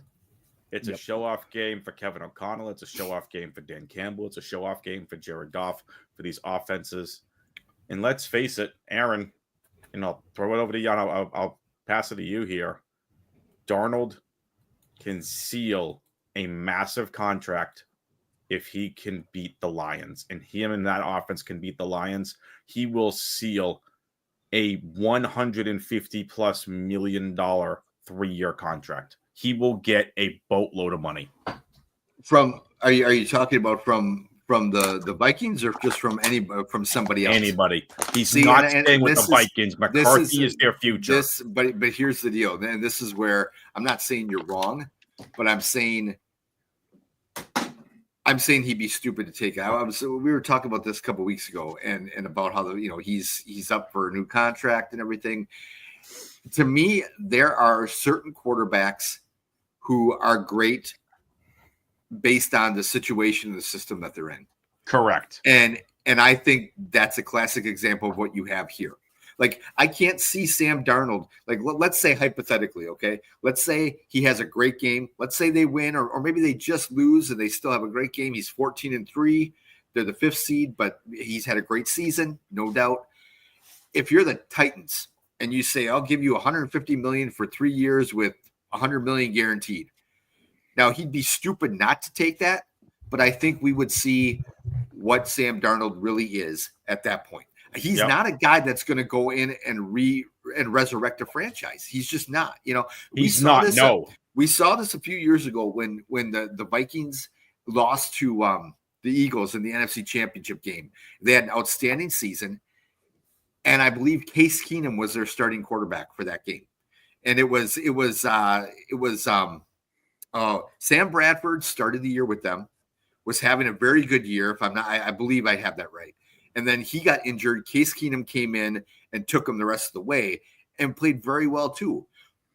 But that's all we saw of Case Keenum. I mean, this wasn't like all of a sudden, oh my gosh, Case Keenum's just resurrected his career. That's what everyone wants to talk about. And I'm not saying, I don't want to take anything away from Sam Darnold. He's had a great year. Okay, fantastic year. Better year than Jordan Love. All right. And that's coming. Comeback player of the year. Yeah, for sure. But I don't think he has that if he's not in this system with this head coach and in this situation. It's hard to not be successful when you have probably the best 1-2 combo in the NFL at wide receiver. Pretty close. I mean, you certainly have the best. You can make the argument with the Eagles, the Vikings. Sure, but I mean, Justin Jefferson is for sure the best receiver. I think we'd all agree in the NFL, the best receiver. Yep. You can argue, okay, does Jordan Addison, is he the best number 2 guy? I don't know about that.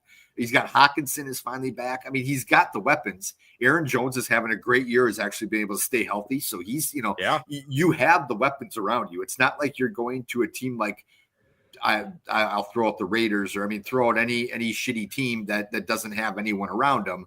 And if Sam Darnold goes to the Chicago Bears and they don't actually draft Caleb Williams and they say Sam Darnold's going to be our guy, they have an even worse year than they've had. I mean, I don't think that's. I mean, I'm no genius, they win but I think more games. But I still think Caleb Williams is a higher upside. But you're right. Sure, he's not the guy to resurrect a franchise. If the Vikings, and with all due respect to the Vikings, and I know this is a lot of money, $40 million guaranteed is a lot of money, but you have to franchise tag him. You can't let him go. McCarthy may not be ready by the beginning of next season. Well, and that's just the point. You don't know. McCarthy may still be better than Darnold, but you don't know where he is. You don't know where he is, and you have a proven commodity, a guy who's been able to lead your team to a 14-2 record in a year that nobody thought they would be. Most people predicted. In fact, I think pretty much every one of us on this show predicted the Vikings would win maybe 5 games and be in last place. They'd be worse than the Bears. I thought they'd be in second, third. Okay, they'd be fighting the Packers for that 2 spot. I did in the division, coming at all. Exactly, and so you have that guy, in the division. I mean, you have that guy that proved that. I think you'd be stupid whether you franchise tag him or let's say you offer him a 3-year, $100 million contract with $75 million guaranteed or whatever. Frankly, I would take that if I were Sam Darnold, even if it's less money than another team offered me. I would take it. And I know it's easy for me to say because someone's not offering me $150 million. But anyway, that's all right. Why don't we to play behind McCarthy? Now, I will say this: if they franchise tag him, they'll be my early favorite next year to win the Super Bowl. Because when McCarthy comes back, he's already had a year to learn under Darnold, under O'Connell, study the playbook. McCarthy hasn't been sitting on his couch. He's been with the team the entire time. Yeah. Now Agreed. you get an insane year from Darnold and watched what he can do in this system. And now you're going to have him as the backup to you, giving you all that advice, knowing if there's something wrong with the knee or whatever, you have him backing you up. But if you have Darnold coaching up McCarthy, this team will be an early Super Bowl contender for me. If they franchise tag Darnold and do it the right way. McCarthy is your future. He gives you the salary cap to get Addison signed. Jefferson's going to command a stupid amount of money. But that's that. I want to talk some college football. Yeah, let's talk. I do want to give Vito here some. Yeah, you said give Vito here is because he just popped this up. Is his success based on personal development or does the weapons around him? And I think we kind of just touched on that, Vito. I mean, it's both. I think it's both. It's definitely both. I also think it's more personal development than the weapons, but it's both. Yeah, for sure. Okay, let's talk some college football, and Since TJ is his team is one of the teams of the night here. Let's let him start. TJ. We won't necessarily break down every single game that's been played. We'll do a preview of Charles's Georgia Bulldogs tomorrow that are playing tomorrow. Finish. I'll be right back. But okay. So TJ, let's. What are your thoughts on your Texas Longhorns and how many different mood swings did you go through in that game? So I'm gonna be honest with you guys. I'm gonna do this, college football thing, and then I got to go to bed. I got to be up kind of early. Wasn't planning to be up this late because let's just see that. Sorry. So It's all right. let's start off with the beginning of the week towards the end of last week. All right. I'm going to start with this, and I'm going to go off of what Charles said. The SEC is a dominant conference. Very dominant. They're 7-5 right now in the playoffs and bowl games. That's kind of shiesty. Oklahoma lost to Navy. I'll tell you, it was mayhem here in Annapolis. It was amazing to watch that. SEC lost to an American Conference team, and when I say I was on the highway going 80 miles an hour coming back to the shop, and Navy wins, I went to the side of the road, pulled off, got outside my truck, and started jumping up and down. State trooper thought I was high. Swear I was not high. It was the best feeling in the world. Come to today, I had massive expectations. I will not lie to you. ASU was talking their shit. Everybody knows. Scatabo was saying nobody can stop me. Their quarterback, the true freshman, was saying he's better than Quinn Ewers. Okay, your first series, you go for a field goal. You ain't that good. What does Texas do? 2 plays, end zone. Quinn Ewers shows that he's better than you. All right, next possession. What do we do again? We get a punt return. Touchdown. Cool. We're up, 17-3 going into halftime. Yep. I am cool as a cucumber, dude. Sitting down, relaxing. I got my kids next to me. We're watching the game. They're decked out in Texas. My wife is downstairs. She's making cookies because, we're having a grand old time here on New Year's Day.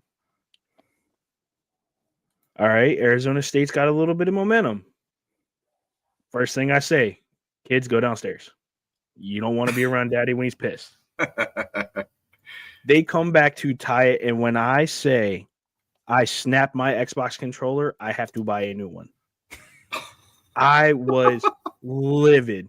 Quinn Ewers, you are a great player for Texas. You are not among the best yet, but you are a great player. Bert Auburn, I will find you and shave your curly-headed fuck. I hate you. You were the worst kicker in Texas history, missing 2 field goals to win this damn game. 2 field goals. And what do? You walk off and you say, oh, well, that's the life of a kicker. No. The life of a Texas kicker, you can actually make something. Look at who we've had before. Justin Tucker, solid kicker.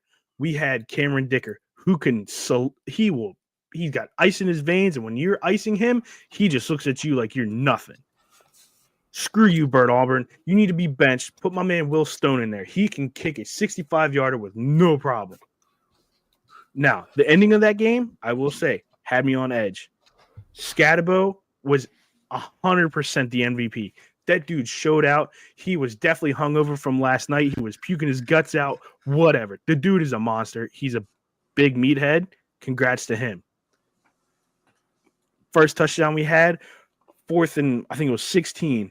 Yep. Right down the middle of the golden end zone. Boom, dude. I was jumping up and down screaming. We get the ball back for the second overtime. Gunnar Helm, right to him, right down the middle. Oh, dude, I was jumping up and down. We get that interception. Oh, when I tell you I threw my daughter up in the air and said, we finally won, and I was screaming, my wife thought somebody got shot outside because I was screaming so loud. That was, I will not lie, I probably needed blood pressure medicine off of that game. Was that a targeting call or no? No, it was not. He did not lead with the head of his crown. Yeah. And I will say this, watching that play over and over and over and over again, I am huge into player safety, being a coach myself. It was not. If he led with his head, that is a different story. He did not. He came in fooling rep. He hit him head to head. It is football. It's a contact sport. Yeah. Everything happens. I will say this. That game did not show what Texas is truly made of. This game against Ohio State. Sorry. Ohio State will be the game that shows if Texas can beat them, they can beat anybody. Except now, Georgia. Hold on. Let me go to tomorrow's game. Okay? Yeah, give your prediction before you leave. So I will say this. Charles, who's that coming down the track? Oh, man. It's that red and black. The most obnoxious fans in the round? Oh, SEC, baby. Give me Notre Dame by 5. And with that, Charles, I honestly think this is going to be a hell of a game. I think this is going to be with a lot of emotion with what happened today. I think this is going to be a very somber game. I think they both are going to play for that community and that area itself. Very high scoring game. I'm not too sure about your second stringer though. If Carson Beck played, I would say this is going to be a hell of it. This is going to be Georgia all the way down the field. Nothing was going to stop them. This quarterback you guys have now, I'm very worried that he will break under pressure. I'm scared of that. All about Gunner. I'm going to tell you this right now. If Notre Dame can truly play Notre Dame football, they will keep up with Georgia. I want to play that spoiler like Pat McAfee, singing all the songs, saying, "Oh, give me Bama." No, I think Georgia will have this in the bag, but there's that very slim chance that something goes wrong with Georgia and this quarterback, that a small mistake will lose that game. I think it's going to be very close. The over-under is 45.5. They're going to go over on that. I say it's going to be Georgia 45-42, but I can also swap that easily if Notre Dame comes out and plays the way they should. Fellas, okay. I will see you next Wednesday. Sounds good, TJ. Take it easy, TJ. Get some rest. Yep. All right. So I'm going to say this, and TJ's probably going to be listening. Scatterborough may have just earned himself a late first-round draft pick with that performance. Here is what Scatterborough did that immediately stood out to me. Rushing 30 carries for 143 yards and 2 touchdowns, 4.8 yards a carry. Receiving 8 receptions. A running back led the team in receptions in a bowl game. 8 for 99, 12.4 a reception. He passed for a touchdown. One pass, beautiful for touchdown. 42 yards and a touchdown. Wow. Scatterbo may have literally earned himself a spot in the end of the first round, high second. Scatterbo, PFF has ranked 48th, and that's probably going to get up to the 30s after that freaking performance. He has played himself, in my opinion, guaranteed NFL second round draft pick. He's off the charts on PFF metrics. Over 1,500 rushing yards this year, 506 receiving yards. So that's over 2,000 all-purpose yards. That's a Todd Gurley season is what that is. He is. Yeah. He's going to be a fun one to watch. I think I need to watch film on Omarion Hampton, Dylan Sampson, and Travion Henderson. But Scatterbo may have just solidified himself as the number 2. You're not. No one is going to say that any one of these running backs has a chance of beating Ashton Jeanty in the draft. It's not happening. Ashton Jeanty is a special talent. But Scatterbo may have just earned himself a late first, early second pick in the NFL and himself a lot of money. What a game. Okay. I saw some of the clips back and forth in that game. Raiders should draft him as a quarterback. The interception to end it was nuts. Yeah.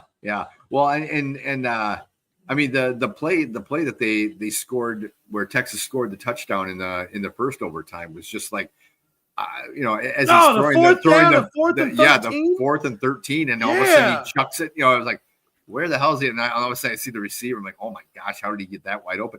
But it's funny. Scatterbo's touchdown that he scored in the first overtime, the offensive lineman picked him up and dragged him backwards into the end zone, which I thought was hilarious. I'm like, I don't think you can do that, but they didn't say anything. I mean, I know in the NFL supposedly you can't, grab your player and drag him in there.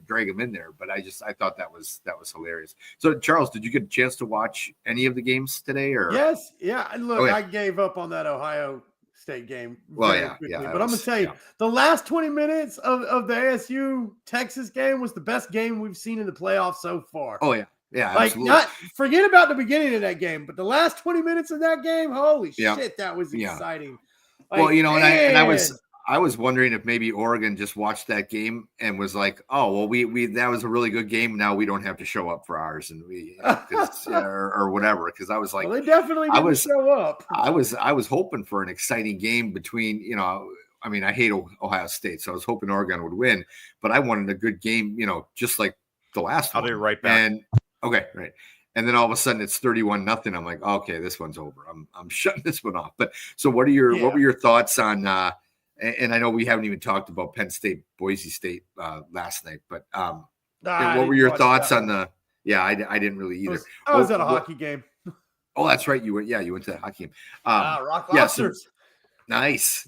Yeah, that when you said that in the chat, I thought that's one of the best names I've ever heard for any the Rock. Okay, so Rock Lobsters. It's the Athens Rock Lobsters.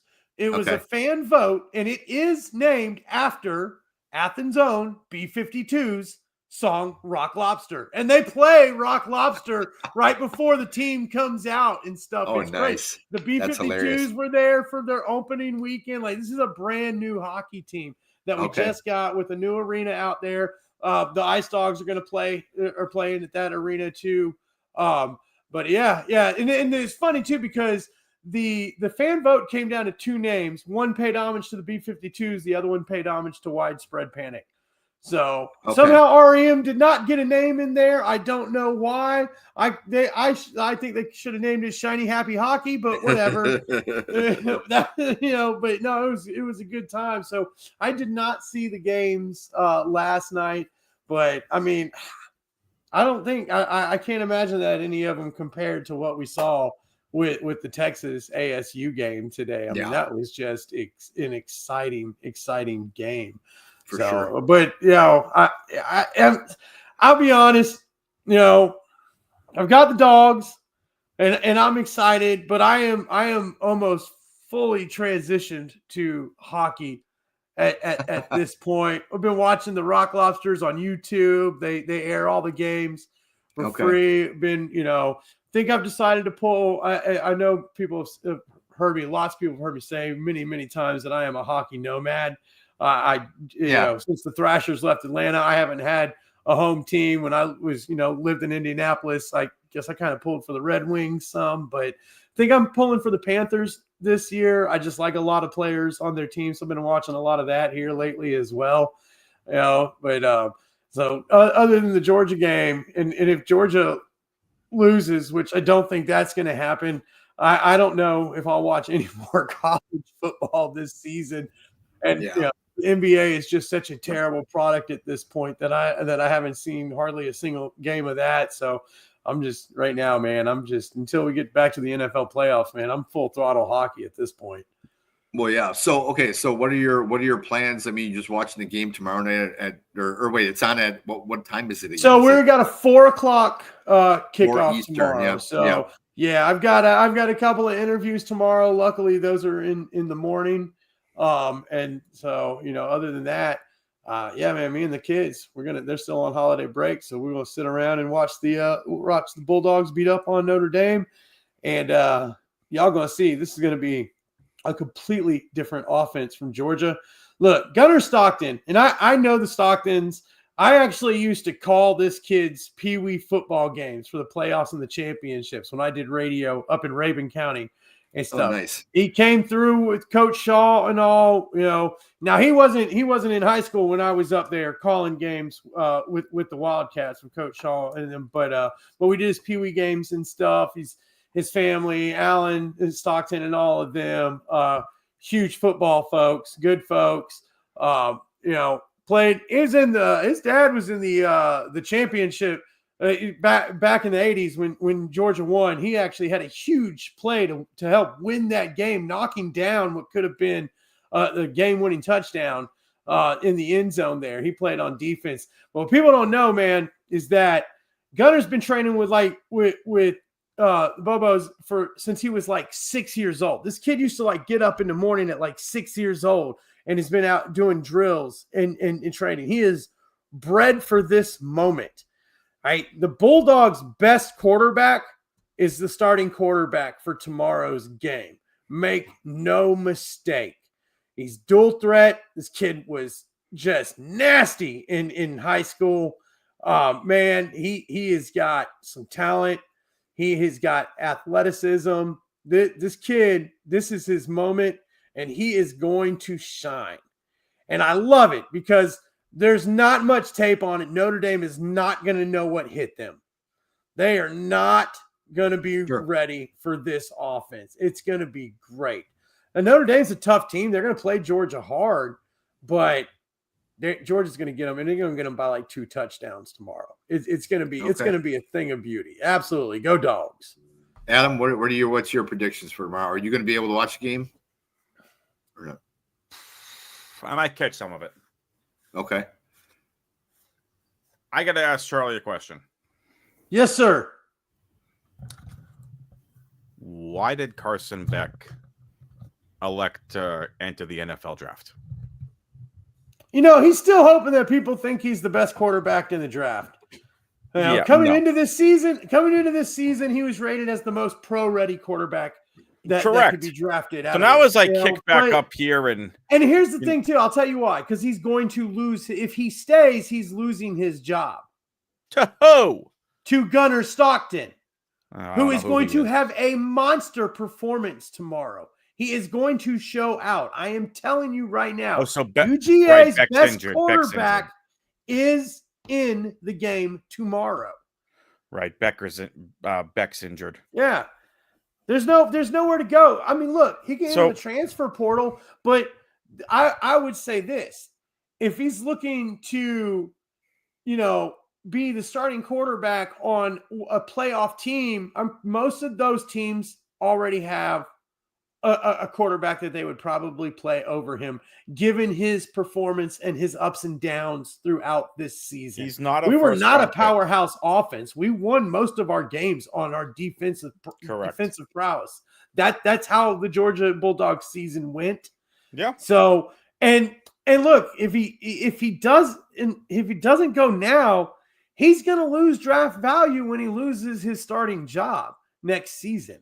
So this is the best move for him. I mean, he's not going to be the number 1 QB pick, but right now he's probably still hanging around in that top 5 QBs in the draft, and he'll get a job. So here's the interesting thing about that from my perspective. And again, I'm hanging back, I'm kicking back, legs up on the desk. He had the potential. You're not drafting him for fantasy. He had the potential to be the number 1 overall pick in this year's draft coming into this season. Boy, is that plummeted. Yep. You know what he did is the reverse Jaden Daniels. The thing is that Daniels this is rose from a QB 4th class. Jaden Daniels rose from the 4th round pick to the number 2 overall pick. He should have been the number 1 overall pick. And I need to watch film of Carson Beck, but from everything I've heard, he has looked worse this year than he did last year. Absolutely. He's been downgraded. But the thing is that look at it from his standpoint. I think we can all say that next year's draft class is a much better QB class that will be coming out into the draft. This year is a subpar QB draft class. His stock will not be higher at next year. Fair. I don't care who wins this game. I'll be interested to see because Penn State rolled over Boise. I think Penn State's got an interesting chance of making the college football championship game. I think Notre Dame wins this game, but again, I don't know enough about these teams to know, right? Like Ohio State, statement game against the number 1 seed. Texas, statement win against Arizona State. Again, it'll be interesting. So I don't know if either team can beat Penn State from what they've done already in the playoffs. But again, this will be interesting to see. I'll be excited if I'm going to try watching a little bit of the game if I can. Okay. Yeah. And also thoughts and prayers to everyone in New Orleans with what happened. Yeah, for sure. And since we're running late, we're going to skip the 4 minutes on high, but yeah, for definitely, we didn't really talk about at the beginning of the show, the tragedy down there. And of course, leave it to to the United States to ring in the new year, and then right away within 3 hours of the new year, coming in, they have some shit like this happen. So sad. It is, and I don't want to talk too much about it because we still don't know a whole ton about it. But it did remind me of a few years ago here in the Milwaukee area, they had a town called Waukesha, which is a suburb of Milwaukee, had something like this happen during a Christmas parade where a guy drove his truck through and ended up killing, I think, seven or eight people and injuring like 60 more people. And it was just, but that was during the whole Black Lives Matter, with all the riots that were going on. Oh.